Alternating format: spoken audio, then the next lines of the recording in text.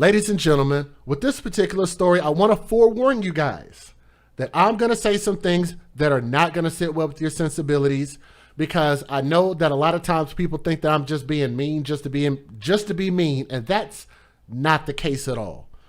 All I'm saying is that I believe that there should be a higher level of awareness for children. We should stand up for children. They can't speak for themselves nor defend themselves until they're able to grow up and be able to get out of the house, and then to be able to go out and work and fend for themselves, right? And I just don't think that society is at a good place when it comes to sharing the level of importance for children. What I want to do is I want to point out an individual who has done something, and I'm going to tell you guys, this fool has done something, and he looks just as crazy in the face. This fool looks like he got two different color eyeballs. One eye's going down here, the other one's going over here. Not sure where he's looking at or what he's paying attention to, right? This story comes out of Milwaukee. Criminal charges have been filed in connection to a brutal death of a 12-year-old Milwaukee boy who you guys see on the right-hand side of my screen. I'm going to have some more pictures roll across here in a moment. Investigators say that 53-year-old Andres Martinez, that's a very weird last name. Martinez is his last name.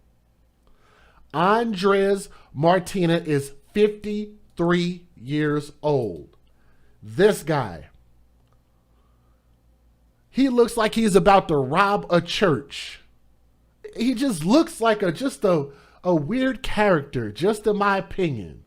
Very weird looking dude, like he doesn't look stable in the face. But nonetheless, he's 53 years old, and he admitted that he lost control on Sunday, August the 29th, which was what, 3 days ago? And beat his grandchild by the name of Andre Smith Jr. This beautiful baby boy beat him to death. And I know a lot of you guys are wondering, how did this happen? Why did this happen? But I'm going to tell you, the details in this story are really going to make you guys really mad and really upset. So you have been forewarned, okay? That's your disclaimer if you need to leave the video, because we're going to give you guys some details about how this baby boy was murdered, and it's going to break your heart, because it definitely did mine. On top of the horrific details surrounding this crime, during an interview with detectives, I almost said interactives. During an interview with detectives, Andres Martinez, or Martina, I cannot read his name, Grandpa Crazy Eyes, allegedly admitted to another murder that happened in 1989. Grandpa said that he wanted to talk with police and he has nothing to hide. The homicide of 12-year-old Andre Smith occurred on Sunday, August the 29th, near 46th in Hampton. According to a criminal complaint, Andre and his 8-year-old brother, so 2 children were there, and I blocked their faces out because those children are still alive, so I didn't want to put their identities out there.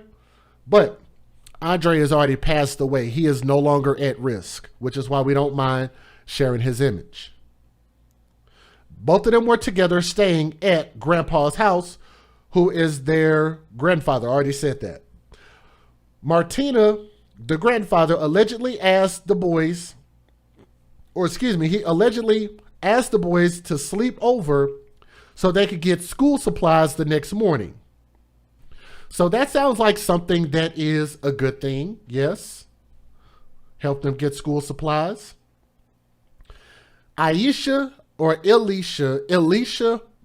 McCroy, I don't know. I can't say her name properly. ILLYSHAMCCOROY is Andre Smith's grandmother and has full custody of him since 2017.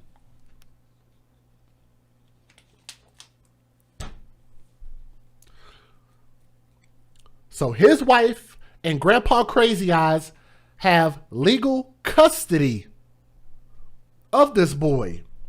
That's very weird. That doesn't make any sense. And maybe, you know what? Maybe this is a grandmother and a grandfather on two different sides. So Alicia McCroy, and then you have Martinez. So maybe that's two different a paternal and maternal or whatever. Anyway, let's not get too confused about that part. But she says that she has full custody of him since 2017. She said Martina had just moved back to Milwaukee this summer and would see the kids a couple times a week. He just got to town in May, McCroy said. I was giving him that chance. But the boy's mother says his long history of violence and his criminal record were well known. So grandma was taking up on herself knowing that this man has a violent history, and I know that I haven't given you guys the details of that just yet, but grandma is admitting that this man has a long criminal history. That guy, Grandpa Crazy Eyes. He'd even served time for murder.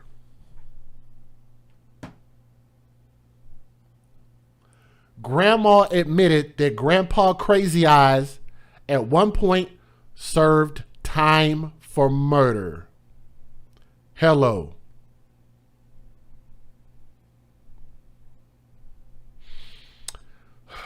Just can't make this stuff up, man.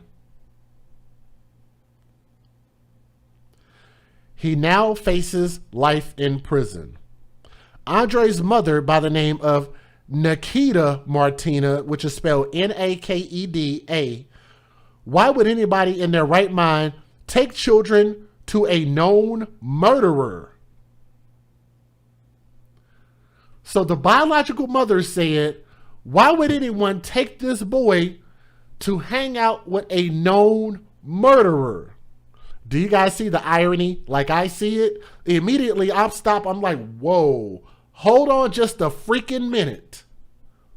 You mean to tell me that the grandmother has custody of the biological mother's child, and the grandmother, who was the legal custodial parent, allowed a murderer to watch and keep the boys? Then you'd also have to look. You can't write a movie with this type of script. So you'd also have to ask yourself, why does grandma have custody, and why did the biological mother lose custody? Can somebody type that in the chat? Because we ask pertinent questions here. Questions that are pertinent to this situation, and ask, how did we get here? How did we get here? Because of a failure of the biological mother and biological father. That chick, her name is Nikita Martinez. That's Andre's mother. The one with the tattoos all across her arm. Her. That's where the problem starts. And you would ask, why do I say that that's where the problems start? Because if grandma makes bad decisions like this, then she would have never been allowed to make those decisions if she didn't have custody of that boy to begin with. Right? You guys understand where I'm coming from? If she never lost custody, grandma would have never gotten a chance to do what she did, which is neglecting itself. But bookmark that. We'll come back to it. Andre's mother, Nikita Martinez, said, why would anybody in their right mind take this boy to a known murderer? According to a criminal complaint, Andres Martinez, which is the grandfather, oh goodness. Oh my goodness. According to a criminal complaint, Grandpa Crazy Eyes has not one, not two, not three, not four, but 5 felonies. 5 felonies on his record.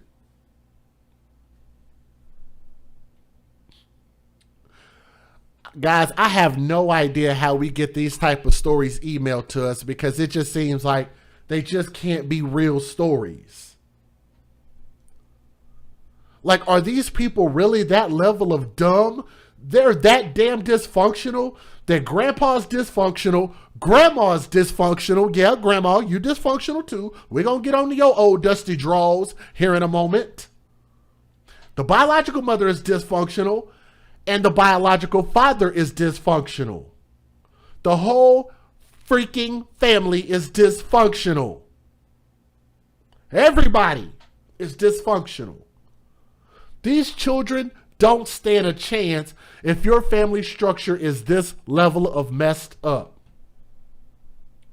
Can we get a hashtag when you date thugs, you date death? Now, I'm not sure if grandma and grandpa are the ones who were in a relationship, if they're separated, if they're on different sides of the family tree. I don't know. They have not specified that yet. Yes, I said a dusty drawers. Yes. We got to laugh sometimes, guys, because these stories are so sad. It's just like you would just break down and be depressed all the damn time if you can't take a moment and laugh about something. They said this fool right here has 5 felonies on his record and admitted to telling his grandchildren in the past, if you lie, if you mess up in school, if you steal, I'm going to kill you.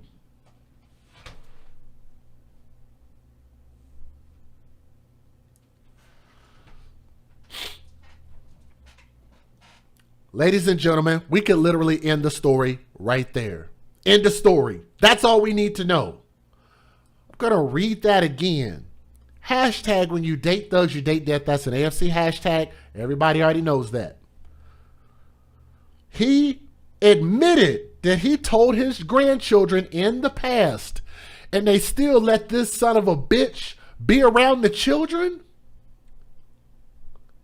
He said, if you lie, if you mess up in school, if you steal, I'm going to kill you.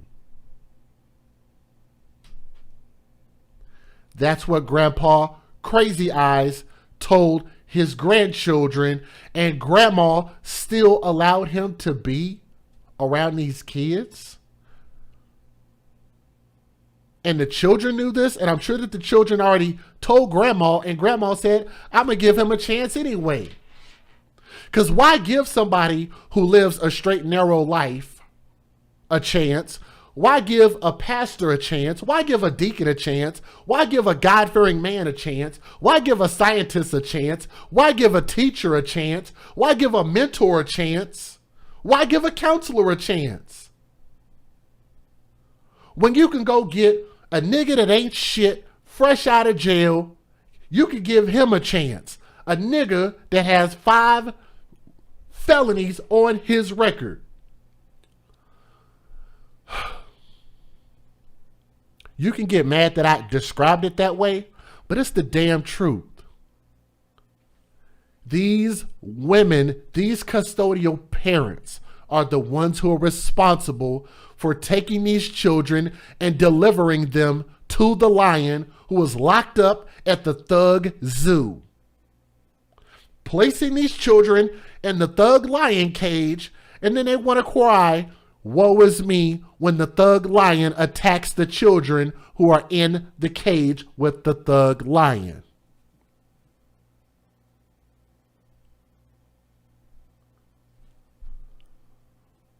But as soon as that son of a gun grandmother puts up a GoFundMe, or the biological mother puts up a GoFundMe, everybody's going to donate to her, because they're going to say that this man was an evil man. This man should be in hell for what he did.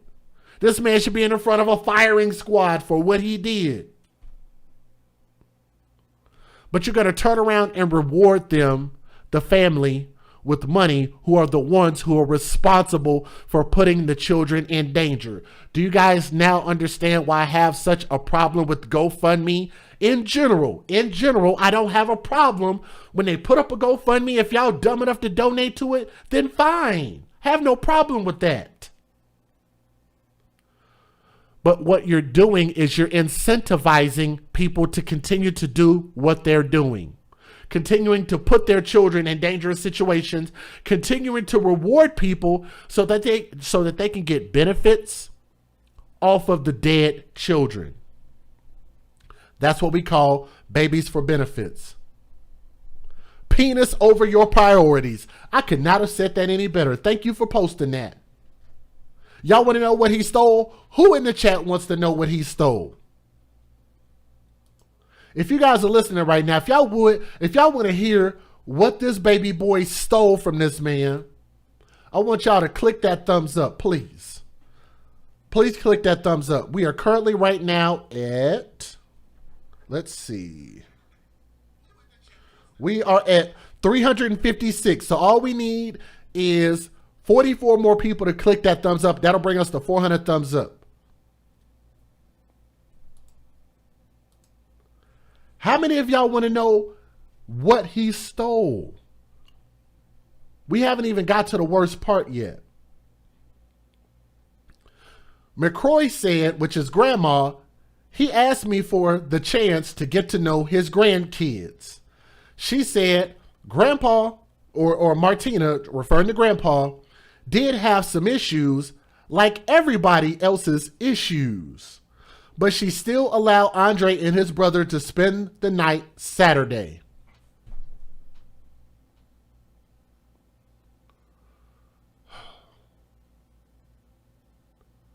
Lord bless the damned black community. We are going to hell in a handbasket, which is why I think people might need to separate from the black community. We need to create something else. We need to be a part of something else. If anybody else has a community that y'all want to open up and allow me to leave the black community and come be a part of y'all community, please let me know what community wants to accept me. Create one, make up one. I don't want to be a part of this anymore. Because at this point, you just can't be this level of stupid. You can't be this level of dumb. She said, this man has issues like everybody does. Really though? Really? Really, Grandma? Really, Grandma Dusty Draws? So what Grandma is saying is that it's normal to have a family member who has not one, not two, not three, not four, but 5 goddamn felonies on their record. That's normal. Everybody has a family member that has 5 felonies on their record and did time for murder. Hello. Let's just take a poll in the chat right now. For those of y'all who are listening right now, if that sounds like that's, oh yeah, I got somebody like that in my family who has 5 felonies and has also done time for murder. Does that sound like your family member? Does it sound like you? Did you do time for murdering someone? Do you have 5 felonies on your record? Then you can make sure and let us know in the chat if that sounds like your family.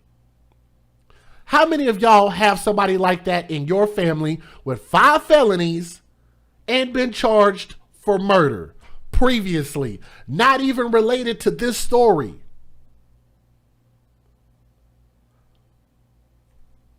Since she said, like everybody, and I'm getting this from a website called CBS58.com. That's where my source is. She said he has issues like everybody does. And according to the criminal complaint, Grandpa told investigators that he woke up around 3 a.m. to use the bathroom and noticed his wallet was open and money was missing. He got up at 3 o'clock in the morning, noticed that his wallet was open, and noticed that there was money missing out of his wallet. Grandpa said that he went to the living room and he confronted Andre and accused him of taking his money. Andre allegedly turned his pockets inside out to show Grandpa Crazy Eyes that he did not take his money. Grandpa told officials that's when he smacked Andre repeatedly, demanding Andre get his money. The criminal complaint says in response, Andre went to a cousin's bedroom, went to a cousin's bedroom to retrieve the money. When he returned, Grandpa allegedly started striking Andre again. The complaint says that Martina Grandpa recalled, I'm not killing him. I'm just bopping his expletive. I don't know what he was talking about there. I'm just bopping his expletive. Investigators say that Grandpa attempted to use belts to hit Andre. Andre was able to, at one point, run outside, and that's when investigators say Grandpa dragged the boy into the house and continued to beat him with his mother's wooden cane.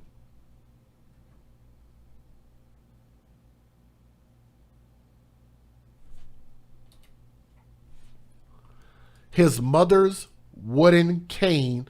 So that would, I would assume, mean that he is 53 years old and he lives with his mother. If he grabbed his mother's cane, unless his mother's dead and he just have his mother's cane for some strange reason.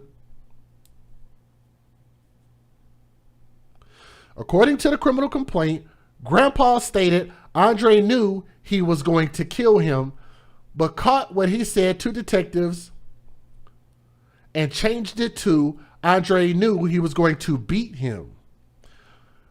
Grandpa Martina claimed he didn't know what else to do in order to get his money back. Andre, according to a criminal complaint, was able to run to the bathroom and lock himself inside. Second time this boy done got away. First time he ran out of the house, Grandpa caught him, dragged him back inside the house. Second time he made it to the bathroom. Martina, Grandpa, told investigators he picked the lock open and lost it on Andre. He lost it on that baby boy. He recalled shoving Andre with enough force that his head left a large hole in the wall. This is making me sick to my stomach. Let me forewarn you guys, the details are about to get a little bit worse. And I want y'all to remember, for those who feel like they can't handle me talking about this, I want y'all to remember that all we are doing is listening to this baby boy's story.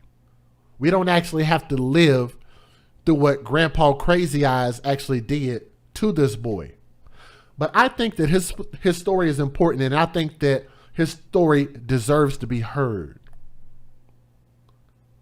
I think we owe it to him to at least hear this baby boy's story. But it is about to get worse. Grandpa Martina's mother, who lives in the home at 46 in Hampton, I knew it. Lord have mercy.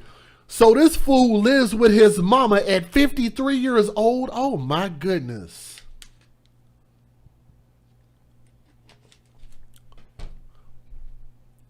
And Grandma's still talking about, give him a chance, give him a chance, give him a chance. Why? He's 53 years old and he still ain't shit. If you are past 50 years old and you still ain't shit, I don't think anybody should give you a chance. You're too screwed up in the head. Is that mean of me to say? Yeah, it probably is. It probably is. Because I'm pretty sure that I'm probably stepping on some of y'all toes right now. Maybe y'all got some family members that are over 50 years old, that are still allegedly trying to get their life together. Y'all know somebody like that in your family?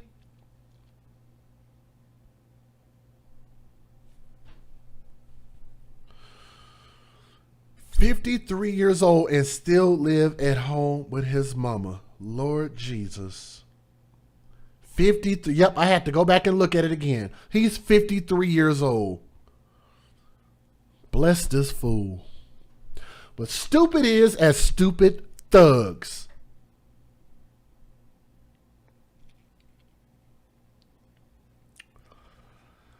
Martinez's mother told investigators she was awakened by her son yelling at Andre. She told investigators she looked up and saw her son, Martinez, striking Andre with a hammer all over his body.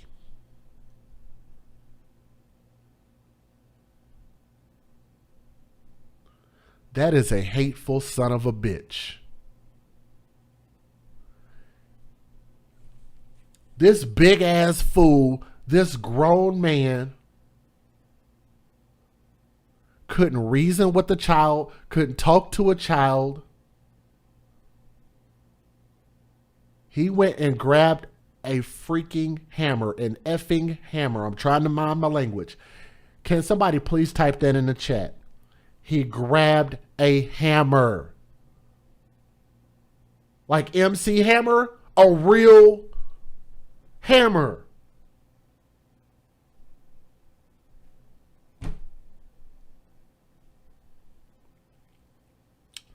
She woke up to see her son striking this little bitty baby boy with a hammer all over his body, including his head and back.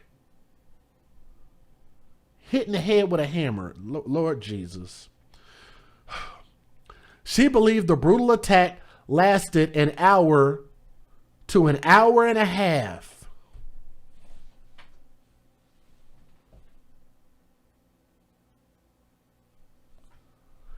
She said this went on for an hour to an hour and a half,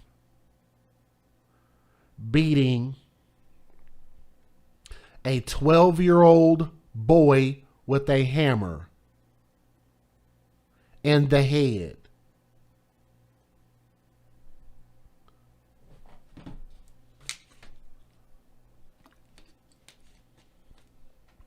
Let me tell you guys something.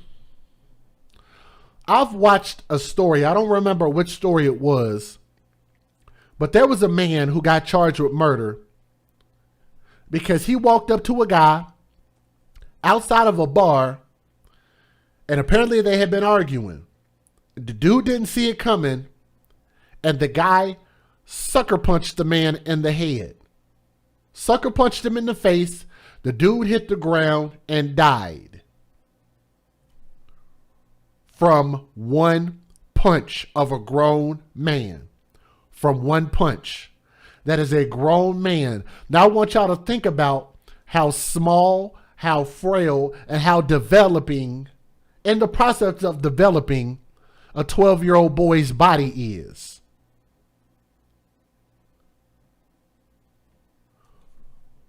What living creature on God's green earth would be able to survive hammer strikes to the head for an hour and a half?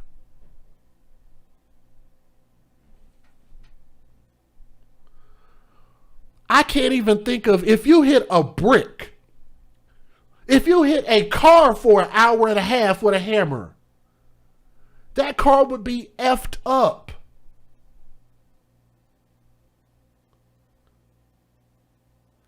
If you hit a brick wall with a hammer, it would be effed up after an hour and a half.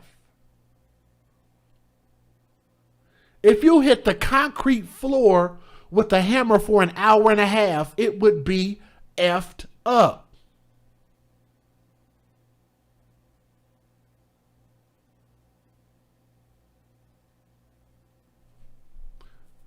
If you hit anything with a hammer for an hour and a half, it would be effed up.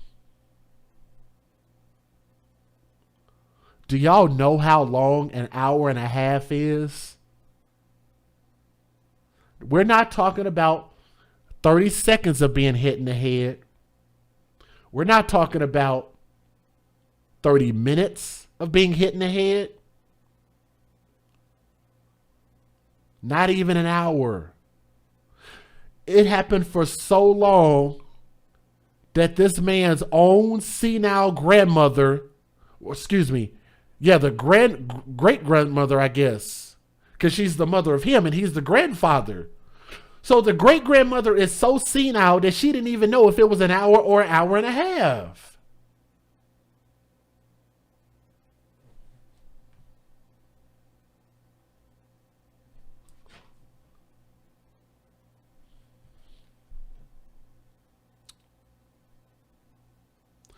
She believed the brutal attack lasted for an hour to an hour and a half.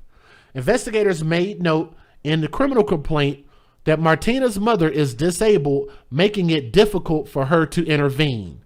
She's the great-grandmother. No, I would not expect her to be able to come in and stop her very grown son. This fool is way past grown. 53 years old, so I would assume his mom would have to be at least what? 67, 68? All jokes aside, maybe 70?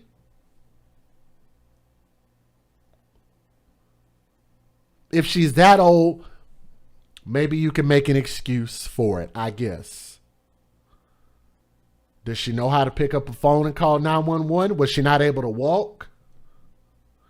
She was able to give an interview. Could she not call 911 in an hour and a half? Was he going to beat her with a hammer? I don't know. But I think, here's what I think. Here's what I honestly believe, y'all. I think his mom at this point, even though she might not have been able to physically stop him, could have took one of her hands, if one or both of her hands are still working, picked up the telephone, because if this man was so focused on his money and all he could think of was taking his rage out on that little boy, he probably wasn't thinking nothing about his own mother. She had plenty of time in an hour and a half to call police, to call 911. And to be honest, if he would have then dropped what he was doing and went to attack her, if it would have saved this boy's life, then I feel like, yes, I'm asking for the great-grandmother to make a sacrifice. The 12-year-old boy hadn't got a chance to live any life yet. But if you're 70 to 75 years old, you've lived a lot of life. At what point do we start putting our life on the line for our kids, for our grandchildren, for our great-grandchildren? Do y'all understand what I'm saying? I know some of y'all going to come out, make an excuse, and say, Jay, you shouldn't ask for grandmother to put herself at risk. Why should I not? Why should I not? If you have the ability, if you have the will, why should you not put your life on the line? I'm not asking you to put your life on the line at the peak of your career, at the peak of your own family. You're on the downhill slide. And that's just the reality.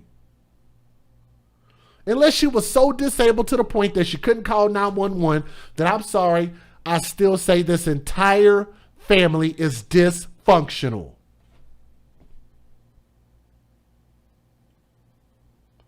Investigators say Grandpa Martinez flashed forward in time to when he stopped beating Andre. He told officials he recalls seeing a lot of blood and put Andre's body into the bathtub in an attempt to wash the blood off him. According to the criminal complaint, Martinez did not recall using the hammer to strike the boy. He did, however, admit to losing control. Andre's 8-year-old brother was also injured during the incident. The criminal complaint says that he suffered a broken finger, bruising to his body, and a laceration to the top of his head, probably because this fool hit him in the damn head with the hammer too.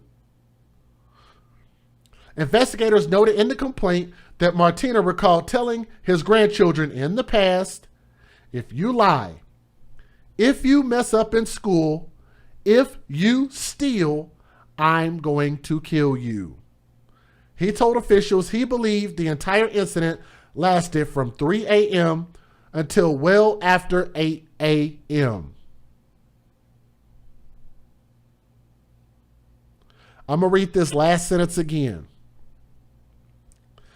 He told police, these are not my words, that he believes the entire incident lasted from 3 a.m. until 8 a.m. 5 hours.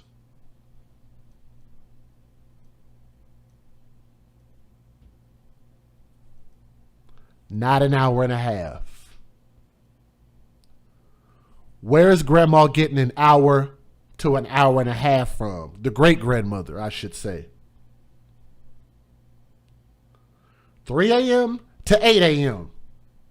I believe his word more than I believe that man's mother. 5 hours. 5 felonies, thank you.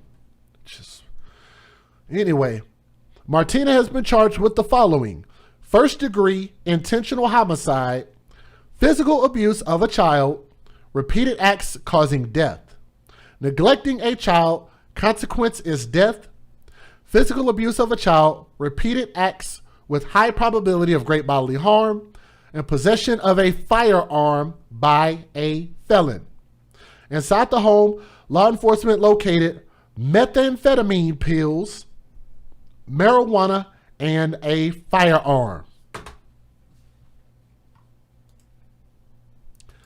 Ladies and gentlemen, I know that is a lot to absorb, but I'm telling you guys, the part that's even more sad is this is starting to become like common. And I tell you guys, the reason why I bring these stories is because every single day, somebody has an opportunity to save these children by just not delivering the children to the devil, by putting their children in the thug lion cage, by not dating a thug, by not bringing your children around felons. Every day. This only happened 3 days ago. My channel has been here for almost 3 to 4 years of me preaching the same message. Some of my videos do get a lot of views. That means there is no excuse, and I've done stories in every state, in many different cities. People have heard my words, or people around those communities have heard my words, and everybody has had an opportunity to not allow this to continue to go on. Simple things. To the grandmother, you don't give this fool a chance. He didn't earn a chance. He didn't deserve a chance to get to know his grandkids, and you got him killed. Grandma? Well, we're going to talk about the mother too. We haven't even got to her yet. How about this? They had the nerve to put up a GoFundMe. Ladies and gentlemen, are y'all ready to tear this story apart? Let me give you guys the fair usage. Let me let you listen to the news videos. Let's get it. Federal law allows citizens to reproduce, distribute, or exhibit portions of copyrighted motion pictures, videotapes, or video discs under certain circumstances without the authorization of the copyright holder. This is called fair use. It is allowed for purposes of criticism, news reporting, teaching, and parody, which doesn't infringe of copyright under 17 U.S.C. 107. Ladies and gentlemen, I am not making these stories up. Y'all can go to the websites on your own and see that these stories are real and they're happening every single day. Before I play the video, real quick, if y'all would, please y'all click that thumbs up. Please, please. And thank y'all for the prayer hands. Thank you, Evelyn. Said, I'm dying for mine and my children. Thank you.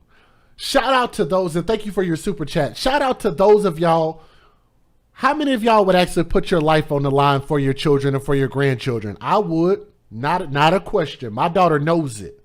My daughter knows, like, don't play with my dad. Don't do it. That will probably be a bad mistake. My daughter clearly knows that I'm crazy about her. My dad knows I'm crazy about my daughter. I remember, can I tell y'all a story real quick? My dad said something to me one time. We were kind of at odds one time. And my dad said something to me. And I snapped.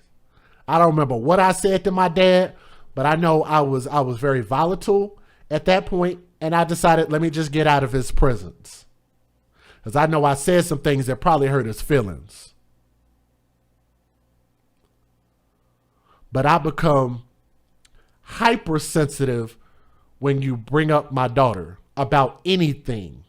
You got to be careful dealing with me because my fuse is a little bit short. There you go. Let me say thank you for your support there. Let me also say thank you to Jay Suds. Jay Suds, are you in the chat? If you're listening, thank you. Maybelline with an F. If you're listening, thank you. Evie, thank you. Twice, thank you. Oh, wow. Shirley Whitaker, if you're listening, thank you. Evie again, thank you. Eula. And also thank you to Mimi and others. I will shout y'all out here properly right after this story, okay? But thank y'all. Here we go. Let's get it. I go in the bathroom and my baby was laid out. And I tried to pick him up, but he just dropped. Nia Moore rushed to her nephew's side after getting a call for help Sunday morning. She found the 12-year-old boy, Andre Smith II, unconscious in a home near 46th and Hampton. He'd been beaten in the head with a large hammer.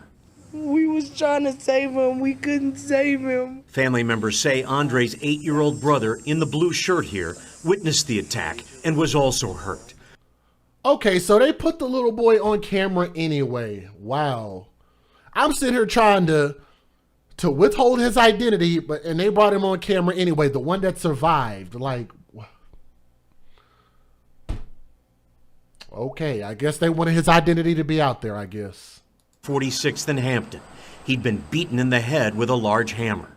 We was trying to save him. We couldn't save him. Family members say Andre's 8-year-old brother in the blue shirt here witnessed. And they zoomed in on his face. Do y'all see this?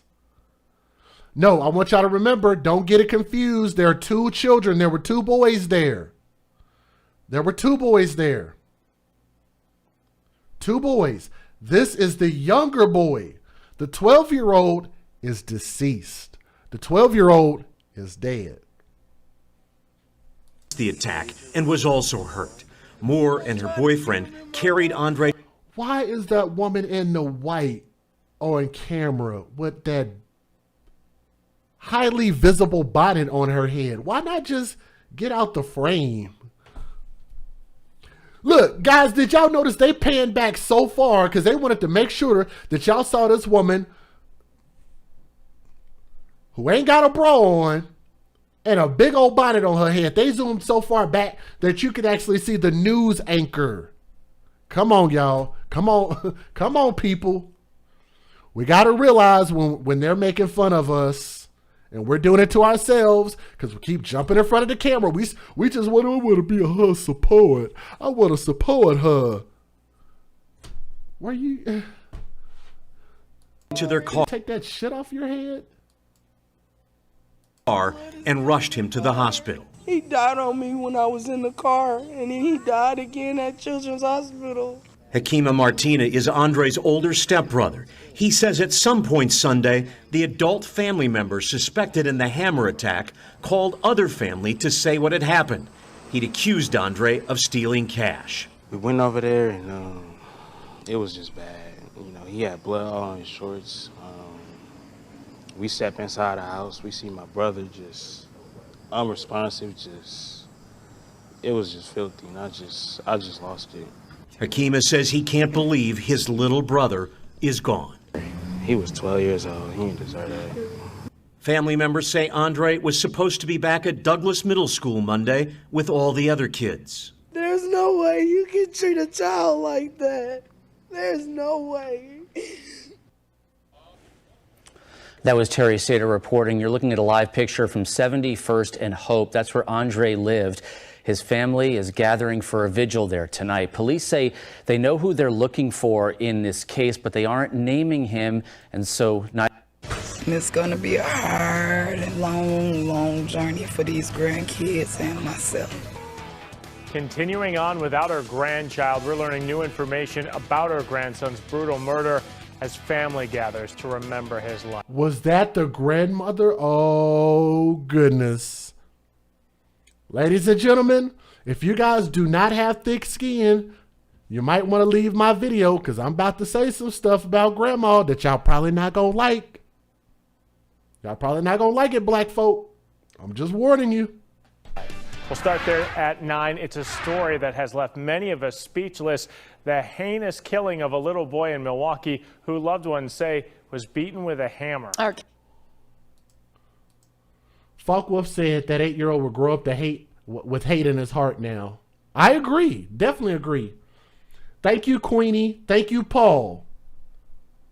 I see y'all. I just felt it. Thank you. I'm going to shout y'all out properly here in just a moment, okay? Casey Cronus is live from MPD headquarters tonight, and Casey, family members are leaning on one another for comfort. They are, and loved ones of that little boy say they are just as shocked as we all are by this inexplicable tragedy. Tonight, they gathered to honor and celebrate Andre Smith, sharing with us his love for Legos and telling us that he would light up a room.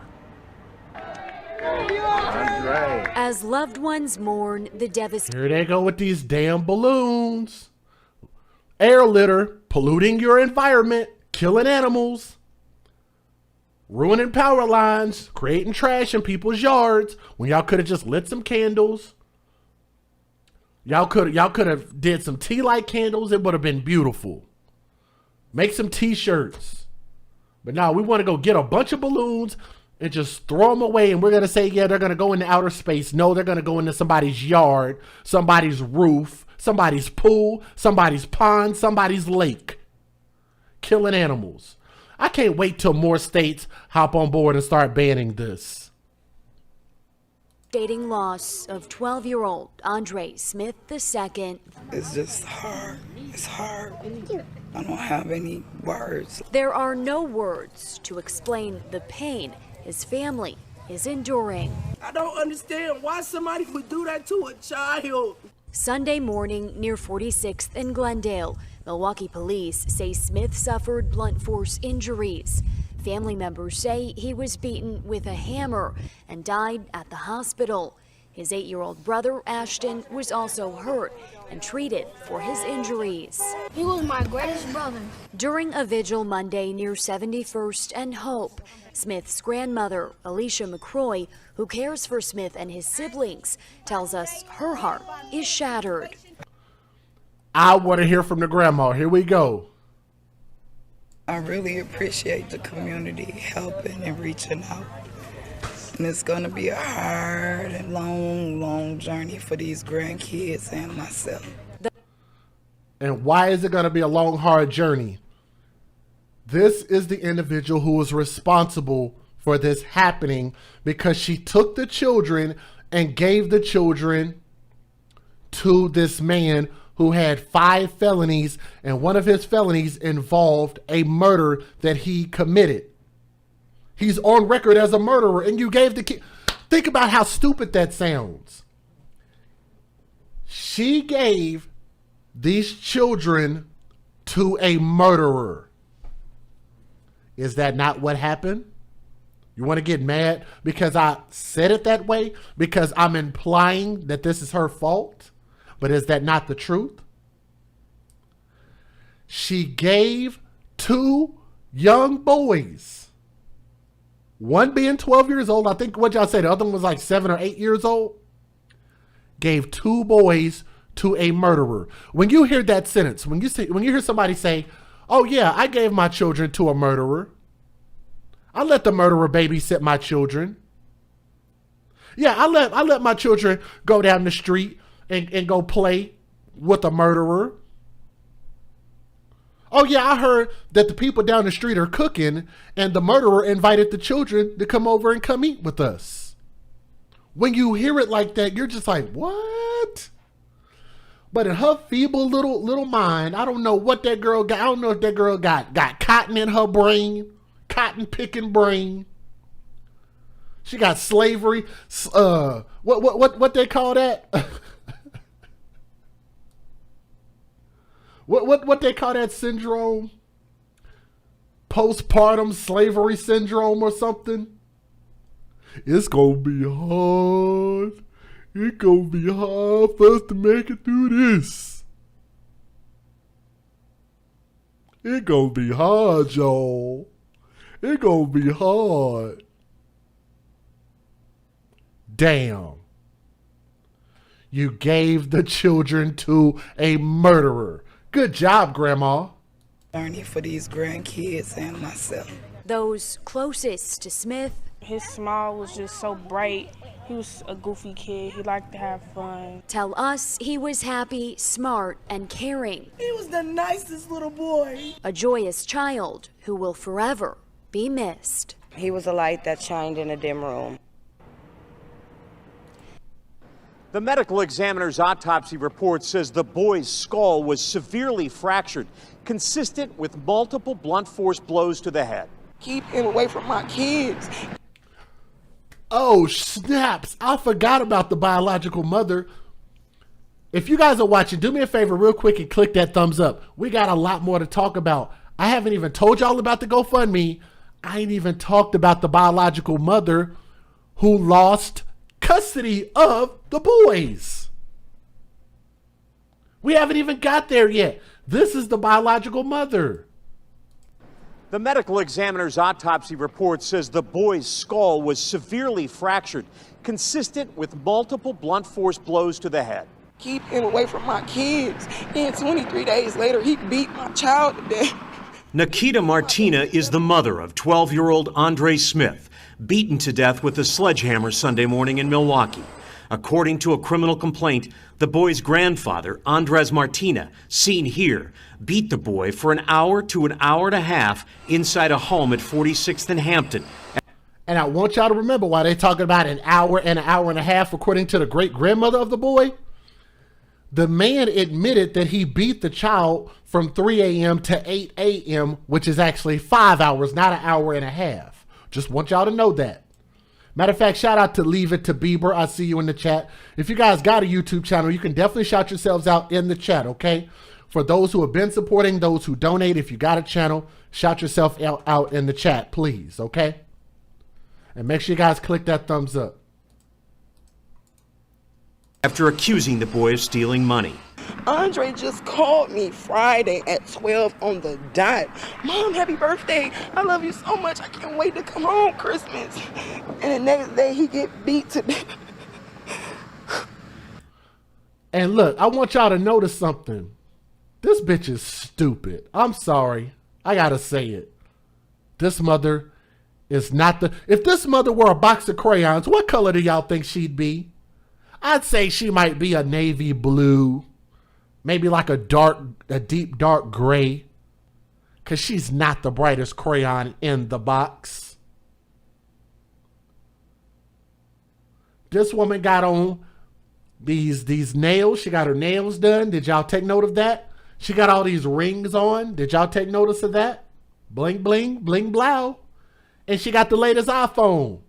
But guess what she doesn't have? Custody of her son. Oh, hot damn. Woo!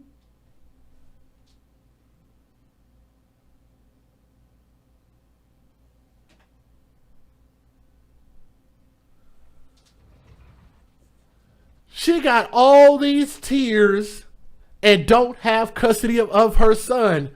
The question is why? Why don't she have her kid? Why don't she have custody? Uh-huh. Wait to come home Christmas. And the next day he get beat to death.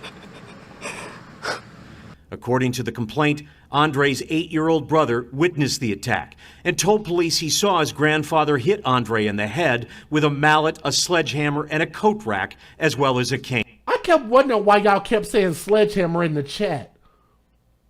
Wow. He hit him in the head with a mallet, a sledgehammer, and a coat rack for 5 hours? Damn. I wonder what kind of crack that fool was smoking. Lord Jesus.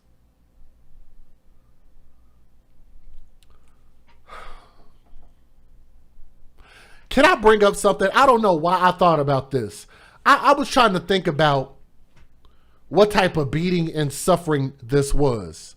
I want y'all to think about this. You know how we always try to make it seem like that the things that happened in the racism days were so bad. Jim Crow was so bad. Racism was so bad. The 20s, 30s, 40s, the 1900s. You know, we were treated so bad as black people. And the world understands that we were as a whole. So you would think that things that happened to black people back then, not only with the people that perpetrated those crimes back then, because they were crimes,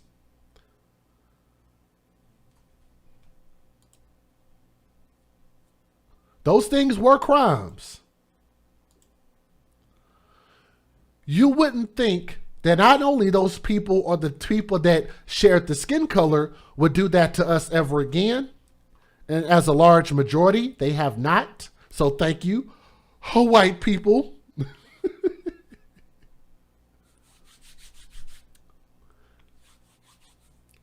But you wouldn't also think that if those things were so bad, and I think about, stories like Emmett Till. Do y'all remember Emmett Till? Does anybody know the Emmett Till story? Does anybody know what happened to Emmett Till? Does anybody know how badly Emmett Till got beat? Does anybody know for how many hours Emmett Till got beat? Do y'all remember that horrifying photo that they took of that boy's open casket?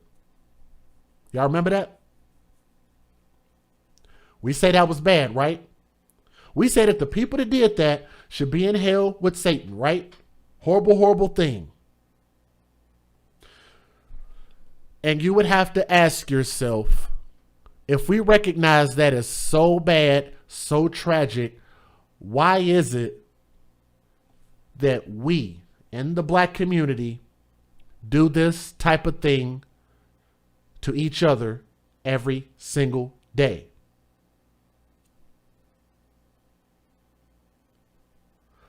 I have stories like this that I can post every single day. Do y'all know that my email gets so full that once we get so full to a point, I have to just move on a couple months forward and just stay on the last month or two, and I have to just omit talking about the other stories because I can't do this thing full time. I don't have that type of time to even talk about all of these murders.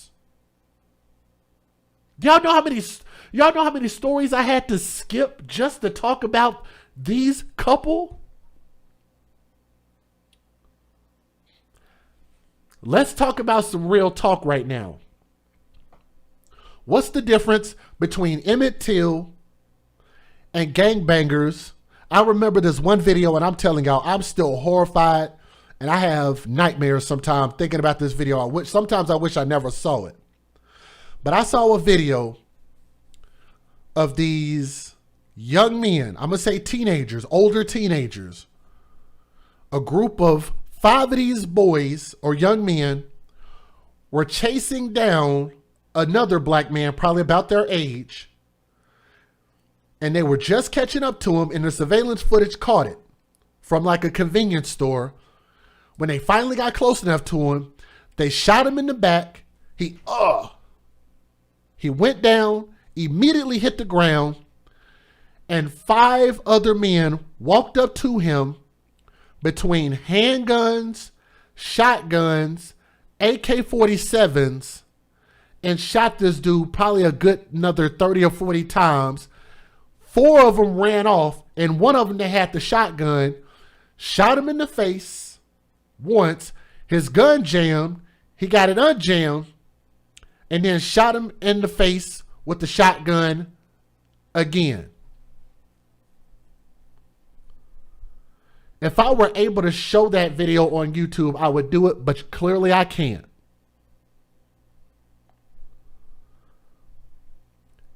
And guess what? Listen at the rap music. That's common. That's not even uncommon. When I just talked about a week ago that 30 human beings, and I was being funny when I said human beings when I titled it in my title when I said 30 human beings, because clearly we don't see these people as human. 30 human beings were shot, and 2 children, one of them was murdered. 2 got shot. Just another holiday weekend.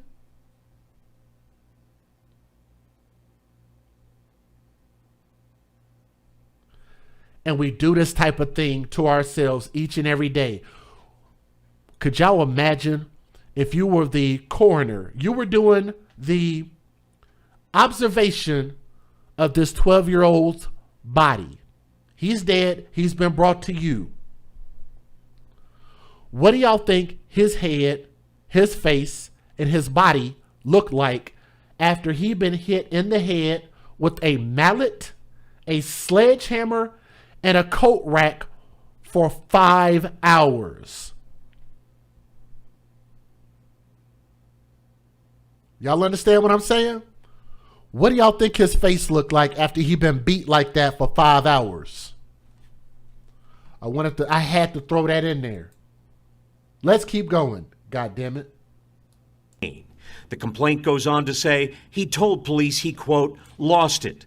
12 News has learned Andres Martinez pled guilty to second-degree reckless homicide in 1989 and had just moved back to Milwaukee in May, asking to see his grandchildren. Andre's grandmother, Alicia McCroy, currently has custody of the boys. He was convicted of second-degree homicide in 1989. Was that a warning sign?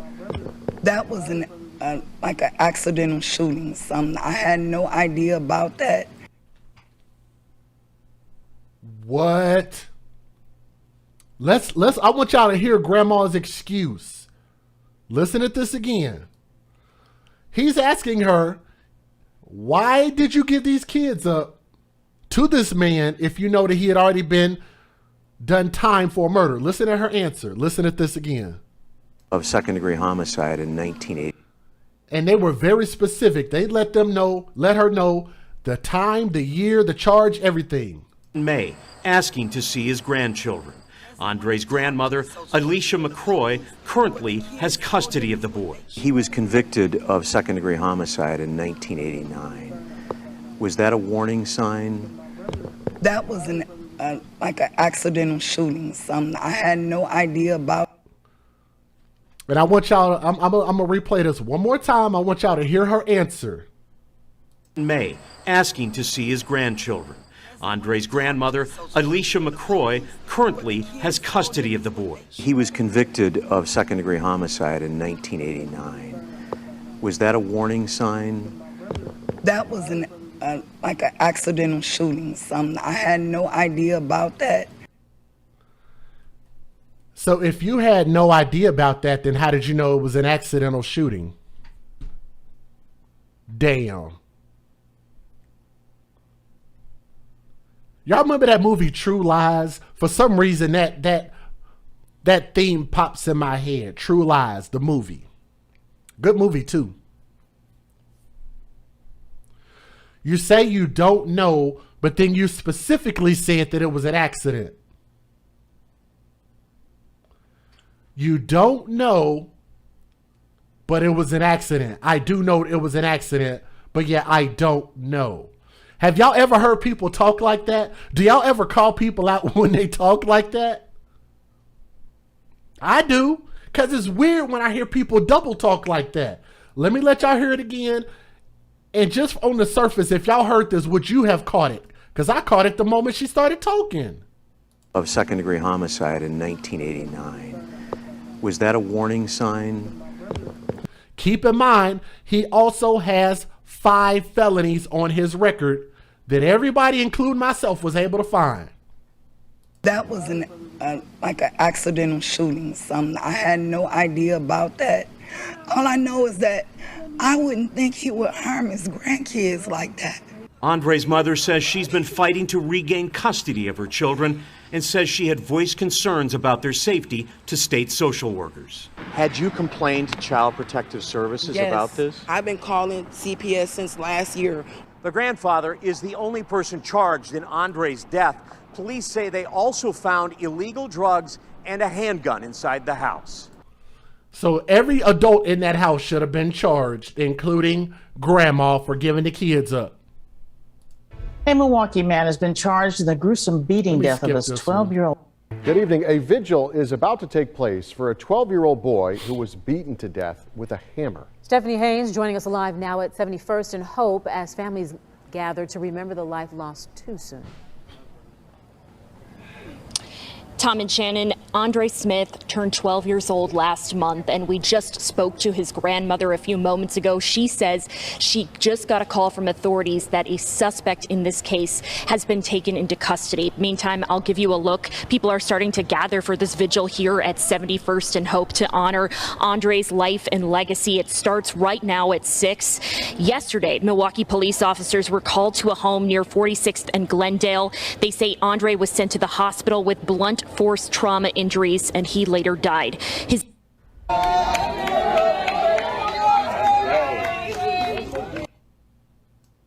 balloons.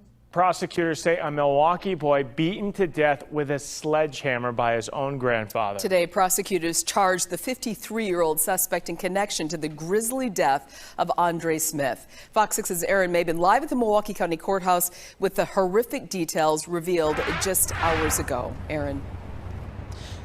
Ben and Mary, prosecutors say Andre Smith was struck repeatedly with a sledgehammer, cane, and other items. Today, his grandfather was charged in connection to his death, and we want to warn you, details in this case are extremely disturbing. His cries wasn't heard, and now he gone. He gone. Baby gone. Heartbreak from Nikita Martina, the mother of 12-year-old Andre Smith II, who died Sunday after prosecutors say he was violently beaten by his grandfather at a Milwaukee home. Andre was sweet as pie. He was so kind. Tuesday, 53-year-old Andres Martina was charged in the killing of his grandson. Prosecutors say the beating began after Martina accused the boy of stealing his money. Court documents say Smith and his younger brother were at a sleepover at their grandfather's house when the accusations over the stolen money began. Smith's younger brother told authorities they were struck with a mallet, sledgehammer, a coat rack, and a cane. The medical examiner's office said Smith suffered a severe skull fracture, consistent with multiple blunt force blows to the head. The middle school student died at Children's Wisconsin. He ain't had to kill my baby. Prosecutors say Martina told police he didn't remember using a sledgehammer and admitted to losing control. Meanwhile, Nikita Martina is mourning the loss of her son, allegedly at the hands of her father. It's not right. I ain't slept or ate since they called me Sunday morning and said my child was dead. This girl getting ready for that GoFundMe money. This is her GoFundMe performance. She getting ready, boy. Ooh. We getting ready to put up $100,000 GoFundMe, y'all. Y'all get ready. We getting ready to go on all kind of trips, and I can buy all kind of Gucci, Fendi, Prada. I can finally go into the Louis store. Girl, I can go get this weave, this expensive weave. I don't have to get the discount weave no more. I don't have to go down there to New Orleans no more and go bust in the stores while they flooding out there stealing all them weaves, girl. Died at Children's Wisconsin. He ain't had to kill my baby. Prosecutors say Martina told police he didn't remember using a sledgehammer and admitted to losing control. Meanwhile, Nikita Martina is mourning the... What the hell is all that? What the... What is that? What is that? Who was the dude? Damn, woman. Damn. She ain't got custody of her kid because she worried about that man over there on her left side. You dig? You dig? Uh-huh. That's why she ain't got custody. She too worried about that dude who ain't got no damn job over there standing next to her, holding on to her while she... You get ready. You just play along. We gonna get this GoFundMe money. and admitted to losing control. Meanwhile, Nikita Martina is mourning the loss of her son, allegedly at the hands of her father. It's not right. I ain't slept or ate since they called me Sunday morning and said my child was dead. No mother want to get that phone call. He was only 12. What y'all want to bet that that's not the biological father of that boy? I can guarantee you it's not. Let me give y'all my closing thoughts because we still got more to talk about. First and foremost, how did we get here? The fault is not CPS. The fault ain't great grandma. The fault ain't grandma. The fault ain't grandpa. Because grandpa should have never got an opportunity to get his hands on these kids. He already told you in advance what he was going to do, and y'all still put him around these kids. And he did exactly what he said he was going to do. He said, if you lie, if you do bad in school, if you steal money, his words, not mine, his words said, I'm going to kill you. Talking to the grandkids. That's what he said. The problem starts when the mother lost custody. Because you'd have to ask, number one, why did she not have this child or these children inside of a marriage? Why did she not demand that of a man to say, if I'm going to bear your seed, if I'm going to create a legacy for you, then why would I not get married to you and we raise this child under one roof? We're willing to have a kid, but we ain't willing to have a marriage. Isn't that something? So y'all decide to have a kid so you can collect benefits off of this kid, apparently. And then it got so bad to the point where the mom lost custody legally and custody was taken away. The state took custody. So mom has no kid now. They turn around and say, you know what? We're going to try to put this kid in at least a similar DNA environment and give this kid to the grandmother. And maybe Grandma Dusty Draws can at least can act like she has some sense and raise these kids. And for the most part, she did, up until it comes to Grandma Dusty Draws, to her level of comprehension. She's involved with this 53-year-old alleged grandfather, and he said he wanted to get to know the grandkids. So let me ask you this. If you have a grandfather who was a registered sex offender, and even though he did it a long time ago, he violated some young child, would you turn around and say, you know what? I shouldn't hold that against him. I'm going to let him get to know his grandkids. How many of y'all will let y'all kids be around a man who is a registered sex offender? How many of you guys would allow your kids or your grandkids to be around a murderer? He said, I'm going to murder the kids. She said, I still think you need to get a chance to know them. And what did he do? The moment he got an opportunity, he tried to murder both of them, but he only got a chance to murder one of them. And it took him 5 hours to do it. I don't have anything else to say about this story. That's a stupid man. Stupid is as stupid thugs. And when you date thugs, you date death. He needs to get the electric chair, and then they need to turn around and revive him, and then they need to give him the needle, and then they need to revive him, and then they need to give him the electric chair after that. Then they need to revive him, and then they need to take him and stick him on the top of the Eiffel Tower and kick him off of it and let him fly with the birds. That way he can have a rush express pass straight to hell, because hell is not full of baby murderers just yet. He's got a special seat sitting down there next to Satan himself. Grandma needs to spend the rest of her life in prison for perpetrating this. She said, I didn't know what he was convicted of the murder about, but I knew it was an accident. So if you knew it was an accident, then that also means that you knew that it happened. So if you knew that it happened, then you knew he already had felonies on his record. If you knew he had felonies on his record, then that means you put these children in danger knowing that this man was an unstable creature. And if you did that, then that means you did it with purpose, and you did it with malice, and you did it with intent, and you were neglectful, which means you need to do the rest of your life in prison. Because I think she's only going to live maybe about 20 more years, I guess. Maybe 15. Give her like 15 years in prison. Then we can call it good.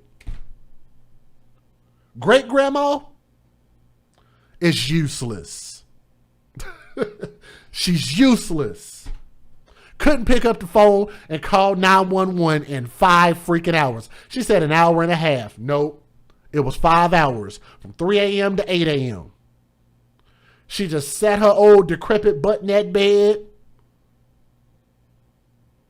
Talk about God gonna make a way, Jesus. You gonna come down here and fix this.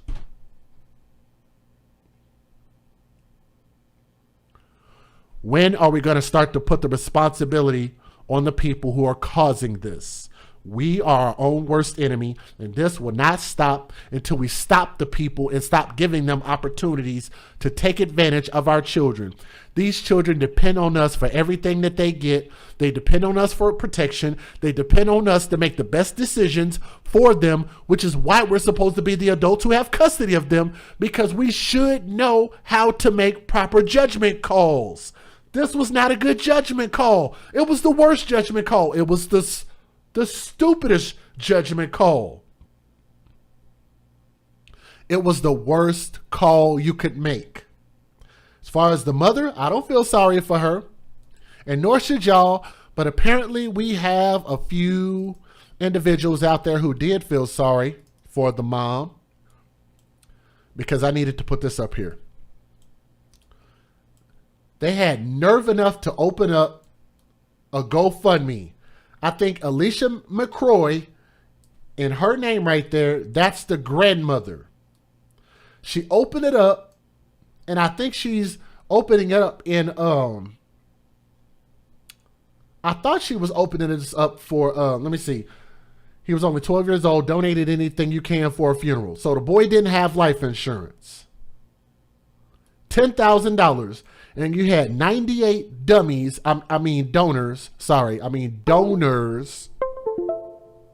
who donated $3,400. And they're going to allegedly put this money into the ground.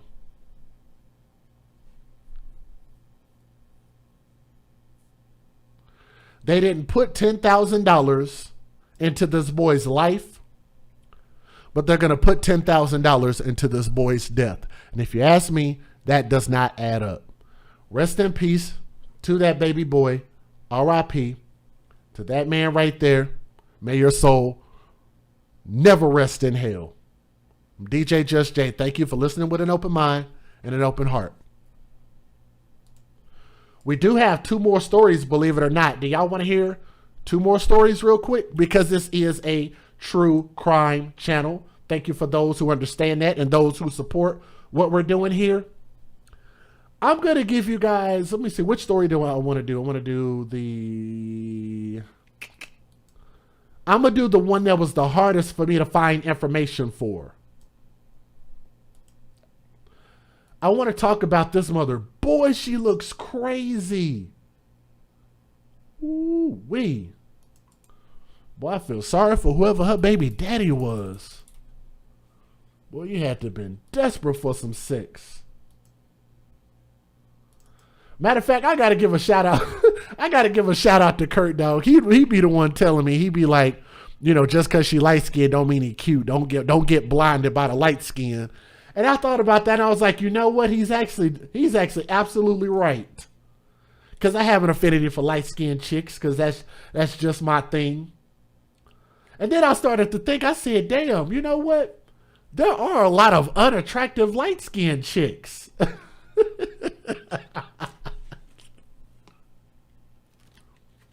I need to go get me some more of that V8. That stuff was good, but I'm going to drink my smart water right about now. So I hope you guys are doing good. How many thumbs up do we have? Our goal was supposed to be 600. How close did we get to our goal? Let's see here. We are at, guys, we're at 670 thumbs up. We reached our goal. So let me say thank you to all of y'all. If we can get there on a regular basis, I think we can actually have a pretty good audience of our crowd to be here on a regular basis, because I think these stories do need to be heard.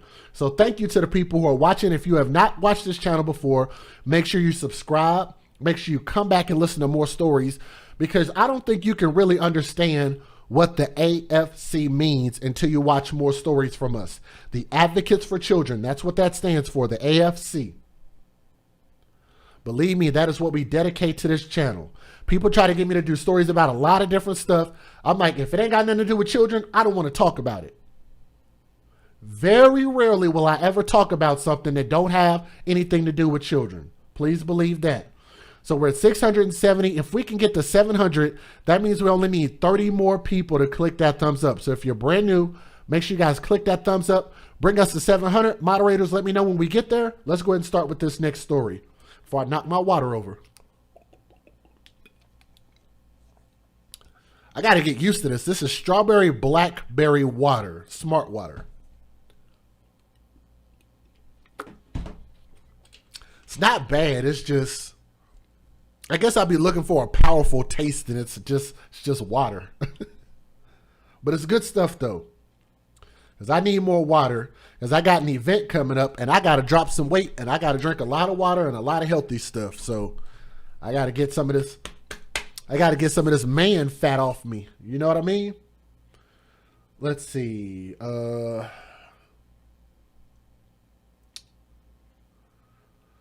This story is about the mother who has been indicted for her child overdosing on her drugs. How many of y'all, Fiji water is better? I got some, well, I had some Fiji water in there. I try to buy some when I can afford it. Or if I see it. But I was just in the store one day and I just decided to grab some smart water. So I had a couple of these. This woman has been arrested because her child got into her stash. This story is complicated because people are actually trying to defend this woman, as you can see from that GoFundMe right there. So I got to give you guys the details so you can kind of understand what's going on. Let me say thank you real quick before we start. I need to say thank you to Chanel Stotts. Said thank you with the heart emojis. Thank you for your Cash App. Thank you to, let me make sure I can say your name, Amanda Lara. Says shout me out, new to your channel. So Amanda Lara, if you are listening, thank you. I did get your Cash App. To Queenie. Queenie, if you are listening, she said, always a blessing to support your platform. Queenie, if you're listening, thank you. Paul Carrick, if you're listening, said doing God's work, and he sent a Cash App. My brother, if you're still listening, thank you. To Jay Suds, said, I wish I could do more, but Jay Suds, you did plenty. If you're listening, thank you for showing love.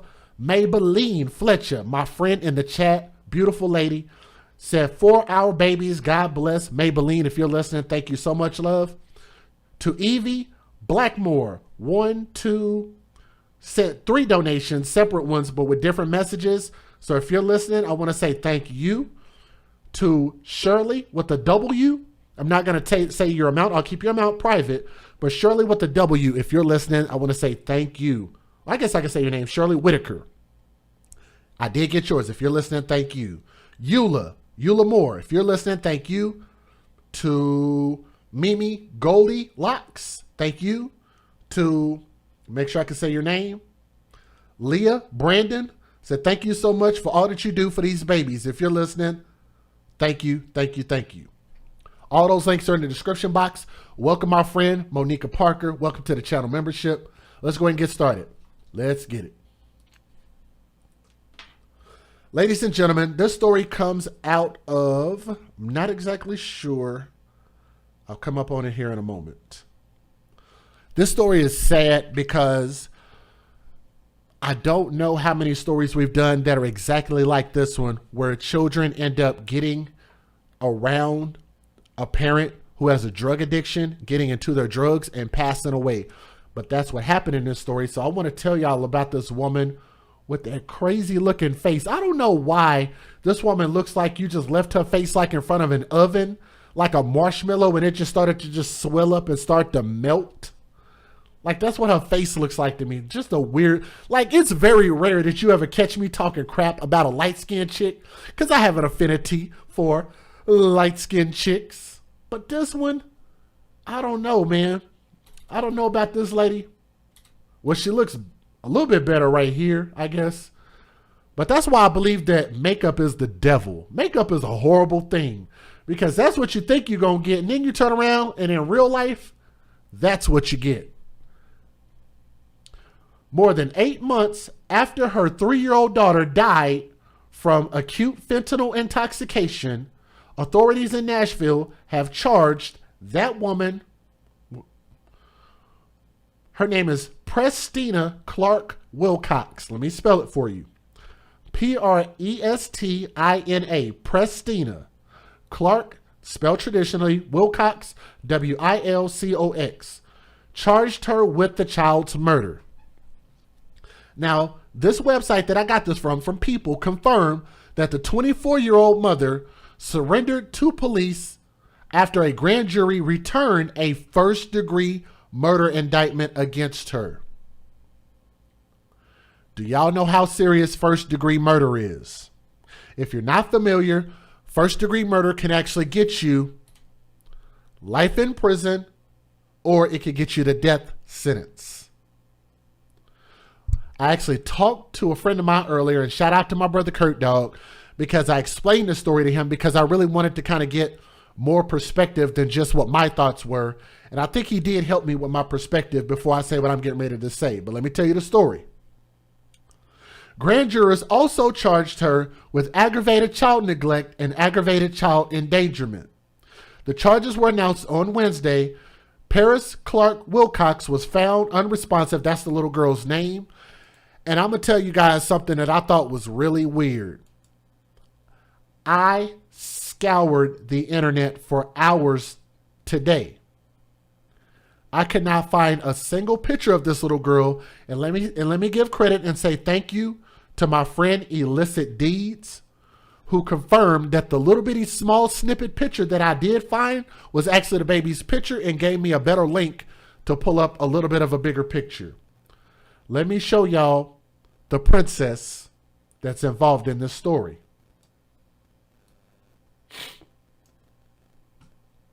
Take a look at this screen. Look at that precious, beautiful angel.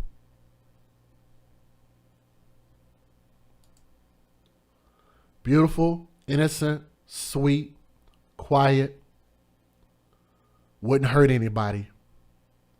It just desires to be protected, to be nourished, to be loved.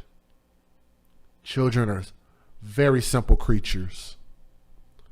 And this beautiful, beautiful baby girl lost her life because I believe the mother was selfish and put her own personal pleasures, her own personal needs, her own personal wants over this beautiful baby's soul.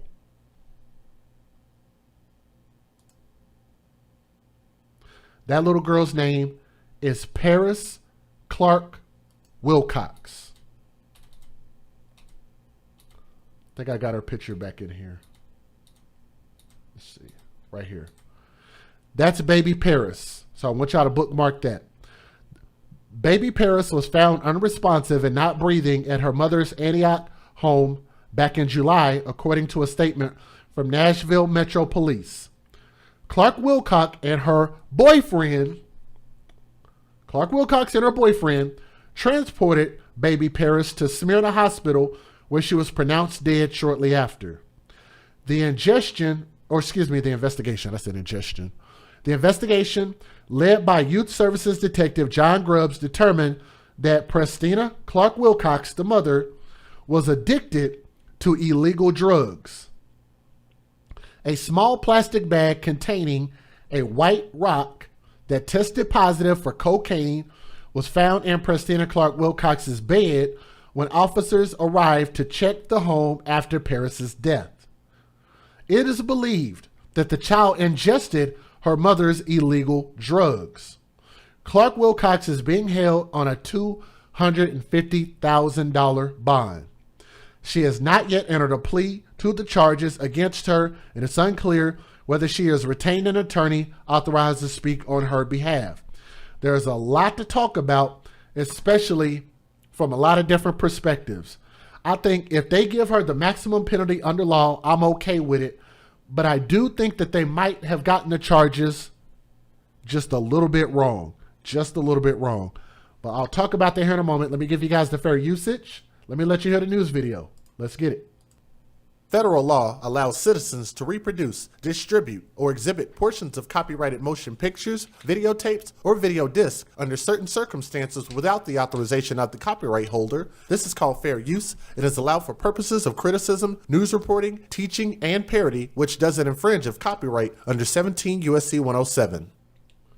And don't forget, if you guys are watching this video, please do us a favor and click that thumbs up merely for the memory of this baby. Make sure you guys click that thumbs up, okay? Here we go. Let's get it. And a mother faces first-degree felony murder charges in her daughter's death. This is 24-year-old Prestina. First-degree felony murder charges in her daughter's death. This is 24-year-old Prestina Clark-Wilcox. Surrendering to yesterday afternoon, the little girl named Paris was found unresponsive and not breathing at the mom's home last July. The medical examiner says the 3-year-old girl died from acute fentanyl intoxication. Clark-Wilcox is in jail on a $250,000 bond. As of this morning, no court date yet set or announced. That was probably the most nonchalant news video I've ever seen over something so serious. But, you know, they're just doing their job and they're getting on with the next story. I'm pretty sure they're probably tired of seeing stories like this. But that was the only news video I was able to find. But I do have a lot to talk about in a short amount of time.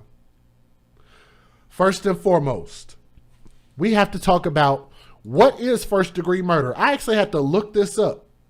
So if y'all have a moment, let me give you guys a little bit of a synopsis about first-degree murder. In most states, first-degree murder is defined as unlawful killing that is both willful and premeditated.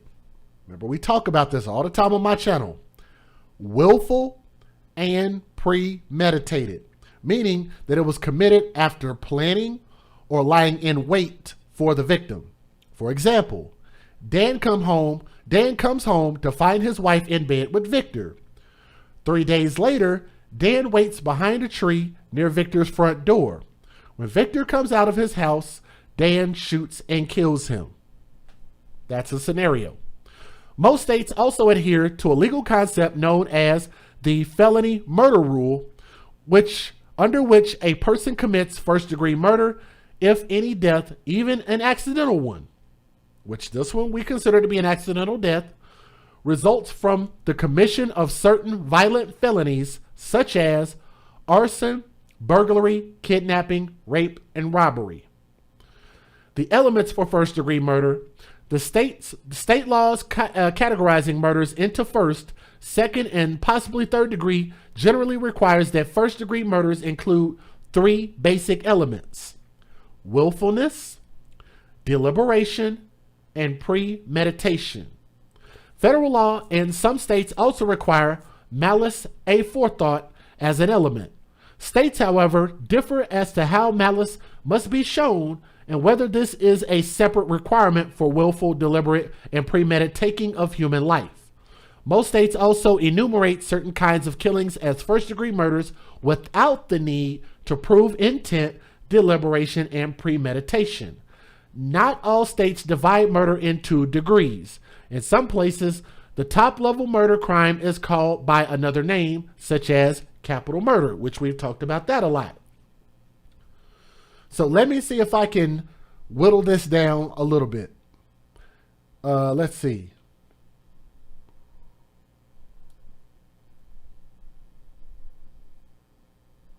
This would be under... Okay, here we go. Let's read this one. Malice aforethought, because I think this is what they're getting her on. Under many state laws, perpetrators of first-degree murder must have acted with malice or malice aforethought. Malice, and I hope I'm saying that right. Y'all gonna laugh at me and be like, that's not right, Just Jay. Let me see. How do you say this word?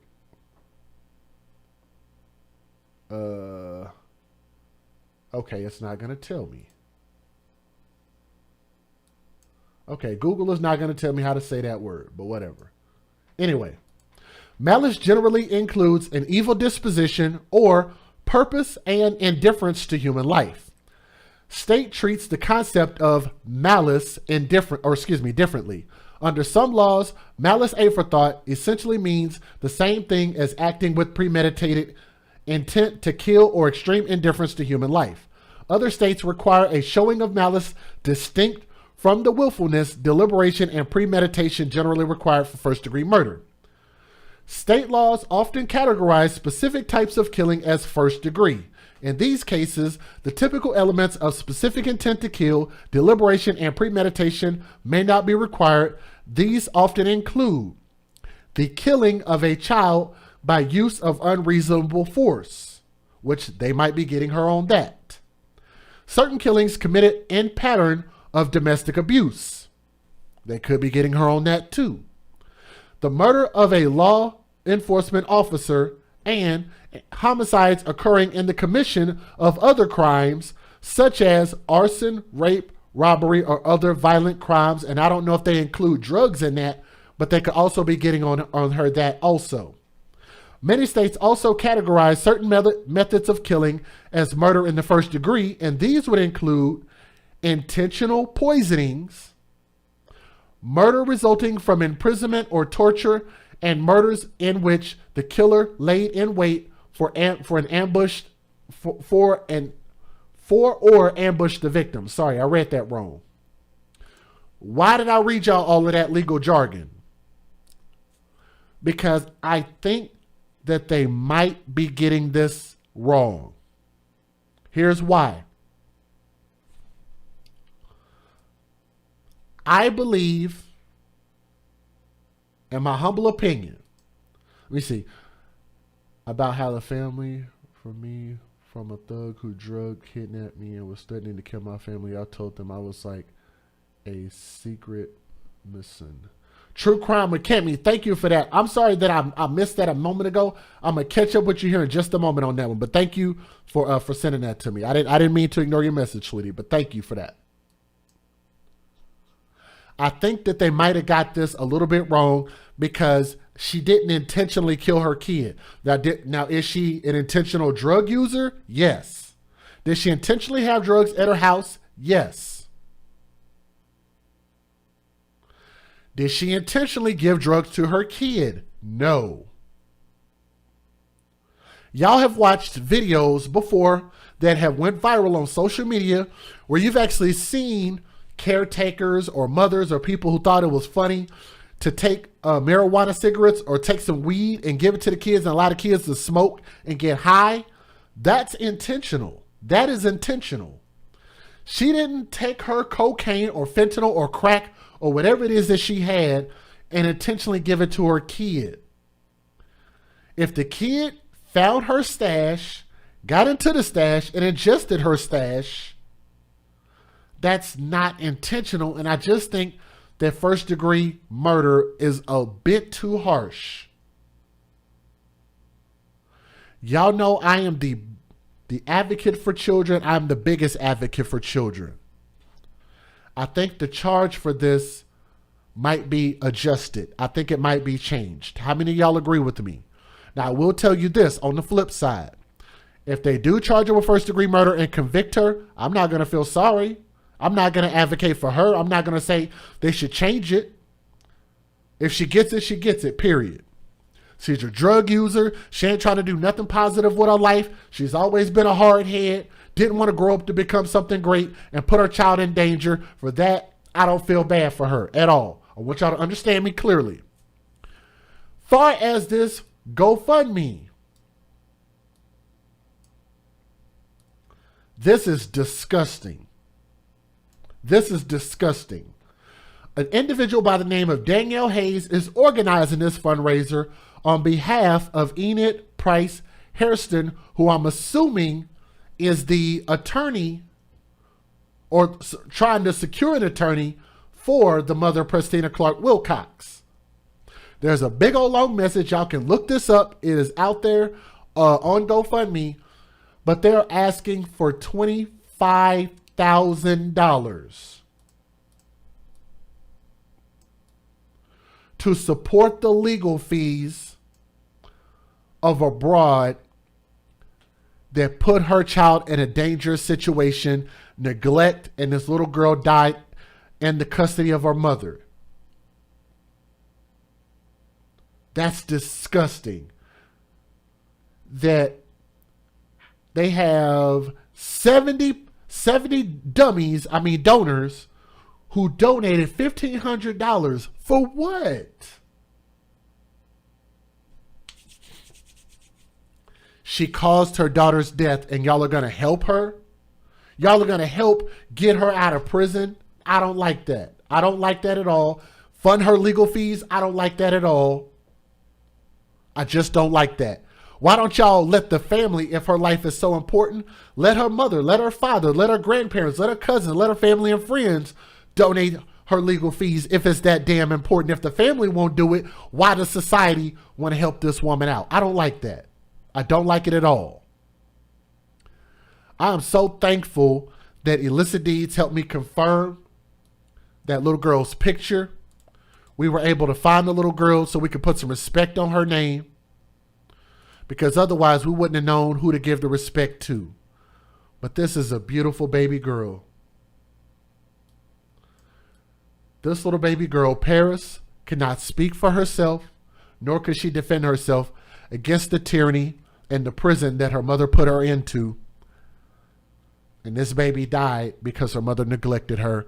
And the mother cared more about her boyfriend and cared more about her drugs than she did this beautiful angel. And for that, the mother needs to suffer at whatever happens to her in court. If the family can't afford to put up a defense for her, then I don't think society needs to do it. To this beautiful baby girl, baby Paris, young princess, R.I.P. This world did not do right by this baby. I'm DJ Just Jay with the AFC, where we advocate for children first, and I hope you guys kind of understand where I'm coming from. I'm fair, but I'm also firm when it comes to defending our children. Thank you for listening to this story with an open mind and an open heart. Thank you. I do have one more story before we get out of here. Do y'all have time for one more story? Can y'all bear with me through one more story? And I guess I'm being funny by saying they talk about DJ Just Jay only does stories on black people. I'm a coon and all I'm doing is disparaging my people. Well, these people don't look black to me. So we about to disparage another race of people. Since apparently who I disparage as a race is more important than the fact that somebody hurt a kid. I guess the race is more important than the kid, I guess. I don't know how that works. I don't really know how that works. Somebody will have to explain that to me. But True Crime with Cammy, and shout out to you for the $5 super chat, said, read up my comments about how the family, me from a thug who drugged, kidnapped me, and was threatening to kill my fam. I told them it was like a, what is that, secret mission? Let me see, where is your comment at?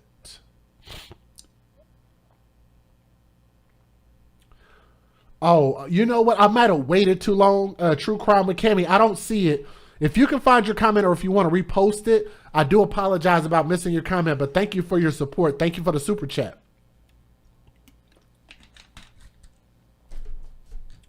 Let me tell you guys about this last story real quick, and then we'll go ahead and wrap up. I think I got everybody. I think I said thank you to everybody who donated. If I missed you, just let me know if I didn't shout your contribution out. But here we go. Let's talk about this next story. This is, wow. I almost forgot what this is about. We almost have 790 likes. Thank you, Jimmy D, my brother. So thank y'all so much for clicking that thumbs up. If y'all will click 10 more people, we'll have 800 thumbs up.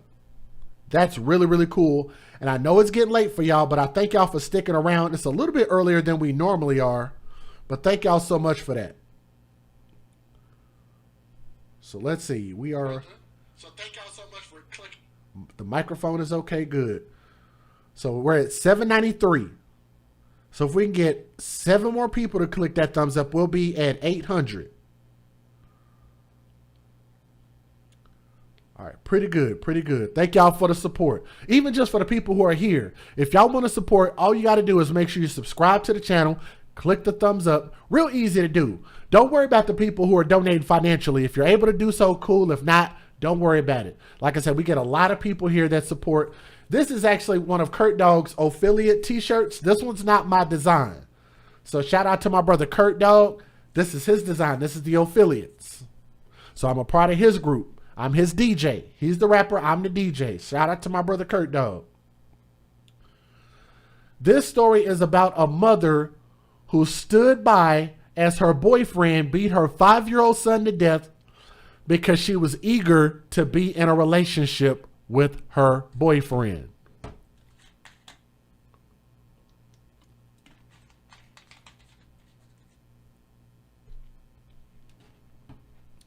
The mother was eager to be in a relationship with her boyfriend. I know I got a picture of him. Hold on. Let me see. Where is he at? Where is boyfriend at? That guy. Her mother, this child's mother allowed him to die. Let me see. Is it a boy? Yeah, her son. She allowed this man to beat her son to death because she thought this man was so beautiful and so sexy and she wanted to spend the rest of her life with this man that she allowed this man to murder her kid. Yep, another one. Another one. Live by the thug, die by the thug. Hashtag stupid is and stupid thugs. Hashtag when you date thugs, you date death. Hashtag hood hoes love hood dick. I got to bring out all my hashtags for this one. Ladies and gentlemen, this story is just as ignorant and despicable as any story I've done because this is another story where this mother, which is a circumstance of the story, this mother put her own personal feelings ahead of the needs of her own child to the point to where the individual that you see on my screen was allowed to murder her child because she wanted to be in a relationship with that grisly looking creature of a man. Okay? Now, this couple has been arrested in Florida. So Florida takes another L. Take your L, Florida. Take your L. Been arrested in Florida on suspicion of child abuse resulting in death after the body of a 5-year-old boy was found in Colorado mountains last week, about a month after authorities believed that he was beaten to death in Texas. I'm already confused. So they were arrested in Florida. So Florida takes an L. They found the boy's body in Colorado. So Colorado takes an L. And he was beaten to death in Texas. So technically my state of Texas takes an L. The remains of Dominique Patrick Aguilar Acevedo, and I could not find this boy's picture, so I'm sorry I can't pay respects to him. But Dominique Acevedo was discovered last Wednesday in a deep ravine near Frazier, according to an arrest warrant filed in Bexar County, Texas. According to the complaint, the boy's mother, Nicole, let me see if I can get her crackhead face back up on the screen. There you go, cracky. Right there. The mother. Christina Aguilar, 25 years old, told authorities that her boyfriend by the name of Danielle, or I say Danielle, he do look like a girl though. Daniel Garcia, 26 years old, on July 24th, threw the boy against a wall in a hotel room in San Antonio, and he started to vomit a black and brown liquid substance. Again, another hotel, another boyfriend, and let me guess, I'm pretty sure that a bathtub is going to probably come up in here somewhere, or somehow the boy was standing on something and he fell off and hit his head. I'm sure something like that's going to come up in this story, right? Let's continue. Let's continue. Aguilar said she stood by, the mother, stood by and did nothing to stop Garcia from hurting her child because she was too eager to be in a relationship. That's according to the document reported by the CBS Denver News, not my words. She was eager to be in a relationship with that crackhead, that individual. The following day, Aguilar said she and Garcia left the hotel without formally checking out. They drove to Colorado, camped near Rocky Mountain National Park and buried her son's lifeless body near their campsite, according to the warrant.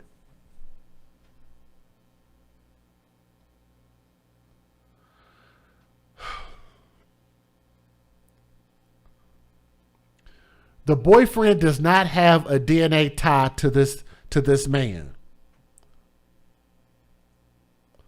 He didn't give a crap about the kid. I can only understand that to a certain extent. And I've also told you guys, and I know people tried to debate me in the comment section when I said that you don't feel the same way. The feeling is different when you have DNA tied up in a child, and no man can ever love a child that is not his DNA as opposed to his own DNA child. The love and the feelings and the emotion is completely different. And I know people say that you can love a child even if it's not your own child. You can love it the same way. Your actions can be the same way, but your feelings are not the same as if you create life yourself. I'm trying to tell y'all it's different because I come from a perspective from a man who dated women who had kids pretty early on in my early dating life compared to when I turned 24 years old and then I became a father. The feeling is different. The way you look at this kid is different. The way you treat the kid is different. The emotion, the attachment, everything is just different. You become a different person. You are not the same person when you become an actual DNA parent. I'm not saying that you can't attempt to give that child the same things, but it is different.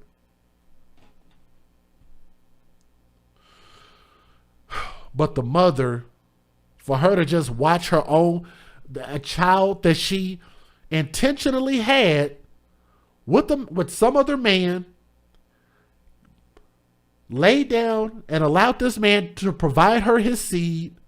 She carried this seed for 9 months. It germinated into a child, gave birth, went through the labor, kept the child, and then allowed this man to just treat her child like it wasn't nothing. To me, the mother is worse. The dude already wasn't nothing, but the mother is worse. Anyway, the couple then drove to South Mexico. So Mexico, I guess, takes an L too, I guess. They drove to South Mexico and then made their way to Costa Rica. So Costa Rica takes an L too. They're just wow. Like, how did they get to move around that much? Anyway, Aguilar, whatever his name is, allegedly later told her mother what had happened to Dominique And then her mother contacted San Antonio police and the FBI, the document said. So good for her. Good for her. On August the 25th, Aguilar and her mother led FBI agents to a remote campsite in Colorado where Dominique's body was found in a ravine. And you guys can see that they had these people out there that had to jump all the way down that ravine to bring this boy's body back up. That is just incredibly sad. According to the document, the child's remains, still clad in the same clothing he had on the day that he died, were exposed to the elements and animal activity for nearly a month. Rain, I'm assuming. Dirt, wind, I'm assuming. And animals probably started to eat at this child's body. I know that probably turned some of y'all's stomach. It said elements and animal activity for a month.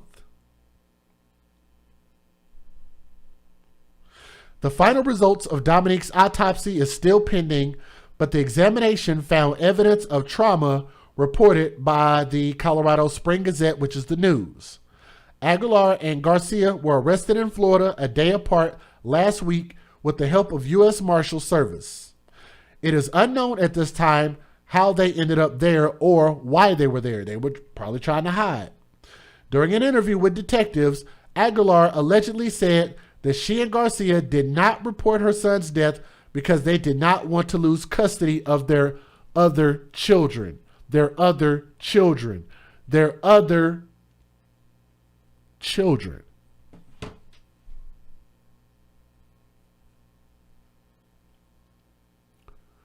So while they were throwing one child's body over into the ravine, where were the other children at?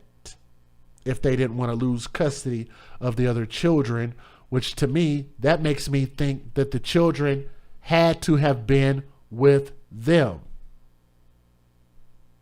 and probably witnessed everything that happened.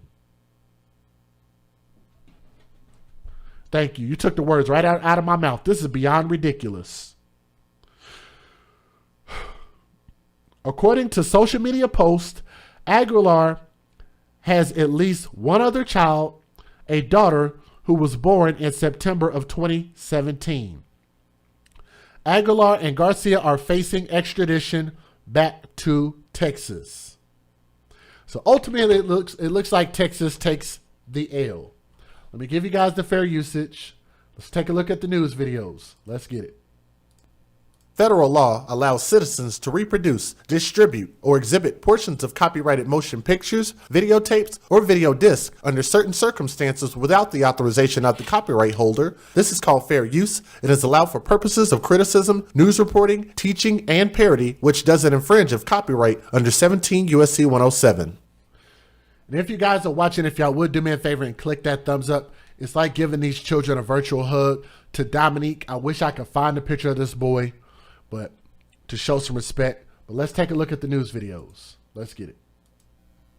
The body of a 5-year-old boy who police say was beaten to death in Texas has been recovered right here in Colorado. CBS 4 investigator Katie Weiss is now joining us. And Katie, you found new details on this investigation. Absolutely, Dylan. You know, jail records show the stepfather was arrested Friday and the mother was arrested late last night in Florida, where she lives. Now, this comes after the couple allegedly drove the boy's body from Texas up here to Colorado and buried him near Berthoud Pass. Now, court documents give us the eerie details about what happened.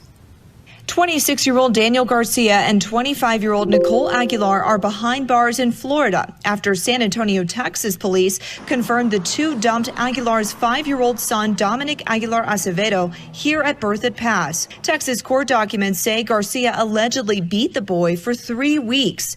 On July 24th, Garcia allegedly struck him so hard He was thrown against a wall in a room at this hotel in San Antonio, causing the boy to vomit a black and brown liquid substance. Little Dominic died hours later. The documents say surveillance video at the hotel shows Garcia carrying the boy's lifeless body out of the room and down the stairway. The two then allegedly drove to Colorado, camped out in the high country, and buried the boy's body near Berthoud Pass. A month later, Aguilar allegedly decided to tell the FBI about what happened and helped FBI agents find her son's body because she wanted to do the right thing to give him a proper burial. Aguilar allegedly told investigators she didn't report the abuse or seek medical help for her son because she, quote, was too eager to be in a relationship. The couple allegedly didn't want to report. Need y'all to hear that again. Why did she allow this to happen? Didn't report the abuse or seek medical help for her son because she, quote, was too eager to be in a relationship. Babies for benefits. She did not love this kid. Thing to give him a proper burial. Aguilar allegedly told investigators she didn't report the abuse or seek medical help for her son because she, quote, was too eager to be in a relationship. The couple allegedly didn't want to report little Dominic's death because they were worried about losing custody of their other children. Now, the Weld County coroner performed the autopsy on Dominic for Grand County, and I spoke on the phone today with Aguilar's mother, who actually encouraged her to go to the FBI. She didn't want to be interviewed, but she tells me that she still can't believe what happened and is having a hard time processing everything. Dylan? Katie, and we'll know that you'll continue to follow this story as it develops. Absolutely. We'll bring you all the latest on CBS 4. Disturbing. Thanks so much. Tonight at 5, we have confirmed the case of 5-year-old's death in Texas is tied to an investigation right here in Colorado. CBS 4 investigator Katie Weiss has learned that investigators in San Antonio believe that the boy's body was found Wednesday in a remote campground on Berthoud Pass. We saw the FBI collecting evidence there on that same day. We know that the boy's mother told investigators they drove there after the boy died in a hotel in San Antonio. Nicole Aguilar and Daniel Garcia were arrested in Florida. The body of a 5-year-old killed in Texas last month was found in the Colorado mountains this week. According to an arrest warrant, Nicole Christina Aguilar told investigators her boyfriend, Daniel Garcia, threw her son against the wall in a San Antonio hotel room, and then he started vomiting. The next day, Aguilar says they drove to Colorado, camped near Rocky Mountain National Park, and left Dominic Patrick Aguilar Asfado's body near their campsite. The couple then drove south to Mexico, then Costa Rica, before being arrested in Florida after Aguilar told her mother what happened and she contacted police. Katie Johnston for CBSN DFW. And I was able to find a picture, and thank goodness for the internet. Let me show you guys a picture of the baby boy. Let's see. Let's go for... I need to sort this real quick.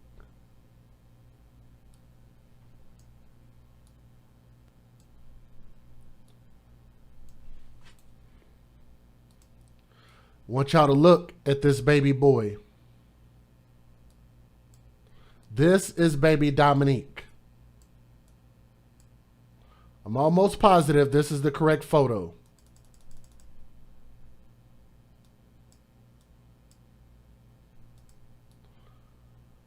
This is the baby. And I want y'all to understand that they say that he beat this boy extensively. Beat him to death.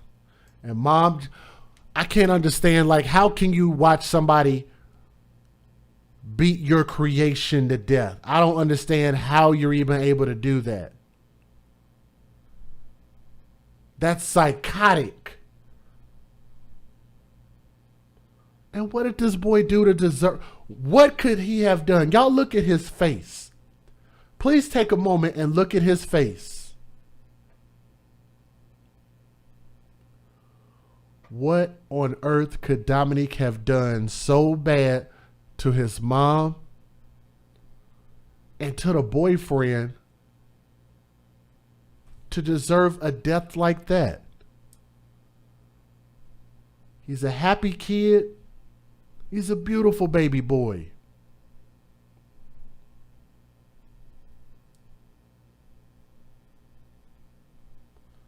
I'm thankful that I was able to find the picture.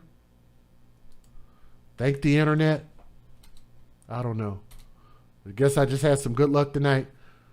But boy, I hope they do some awful things to him in prison. He deserves every bit of it. To the mom, I wonder if the ladies in prison are going to step up.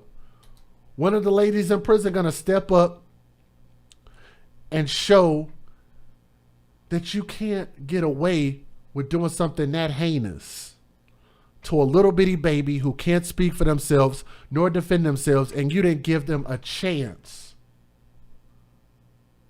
You sat there and just watched it. She probably enjoyed it. I wonder if the women in prison are going to step up and make her pay for what she did. Hope they put her in general population as well as the boyfriend. But I think that type of thing should be turn a blind eye to it in prison. I think it absolutely, you should just be like, hey, I didn't know what was going on. I didn't see what happened to that man when they hurt our children. I don't think anybody would feel bad if you just turn a blind eye to whatever happens to those two assholes.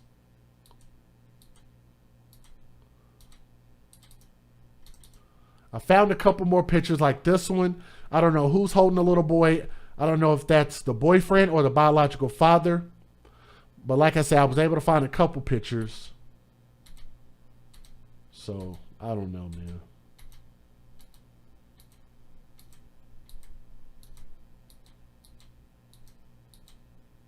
Like this one. Like I said, I don't know who that is.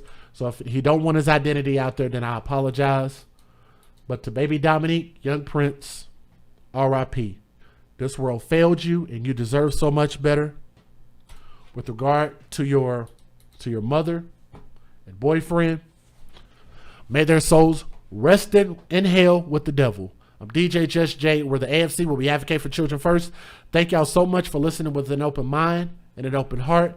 And please, if y'all see something, please say something, because a lot of children's lives have been saved just because somebody picked up the phone. For Dominique's life, it was too late, but don't forget, you can report these things anonymously, but you can save a life. If you think something's wrong, call and be wrong rather than don't call and a child end up losing their life, okay? Just remember that. Be a difference. If you wonder how you become an AFC member, you become an AFC, an advocate for children, when you live it in your home, when you live it in your relationships, when you live it in your neighborhood, at your job, your community, your cities, your states. You are the living embodiment of the AFC, and we hope the world will become AFC, Advocates for Children. Thank you so much for listening. Please make sure you like, share, subscribe, and support our channel and our mission, okay? Thank y'all so much. I love you all. Have a good night. Have a good day. Peace.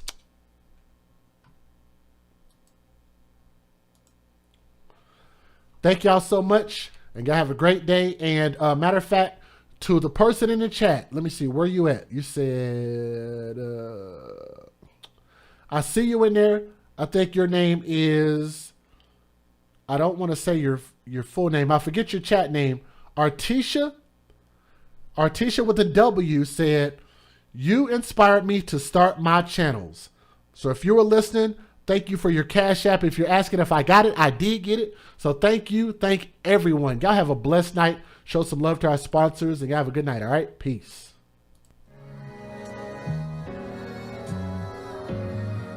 Nora's Authentic Designer has some of the most glamorous and stylish handbags your girl has ever seen. So ladies, if you want to get fly, and fellas, if you want to take care of your lady, please be sure to go to www.noras915.com.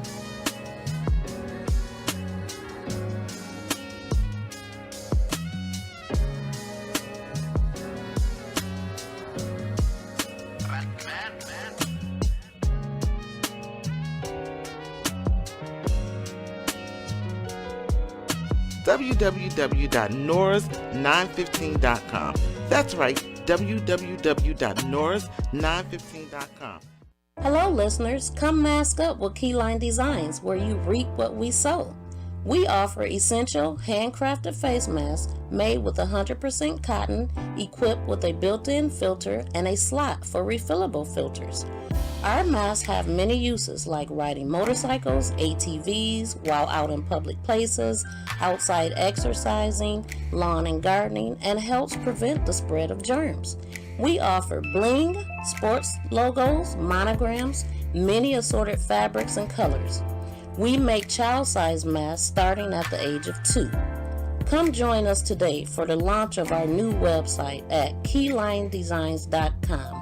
Please be sure to like and follow our page on Facebook. Our links can be found in the description box of this video. Thank you.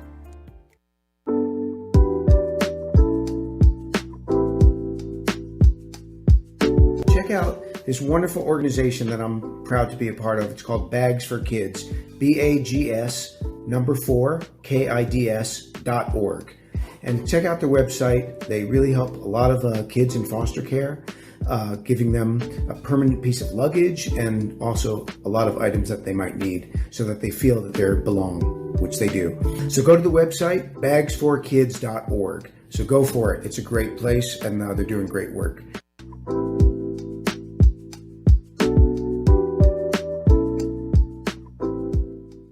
Exclusive new products that you will only see on my website at www.sayitwithchess.com.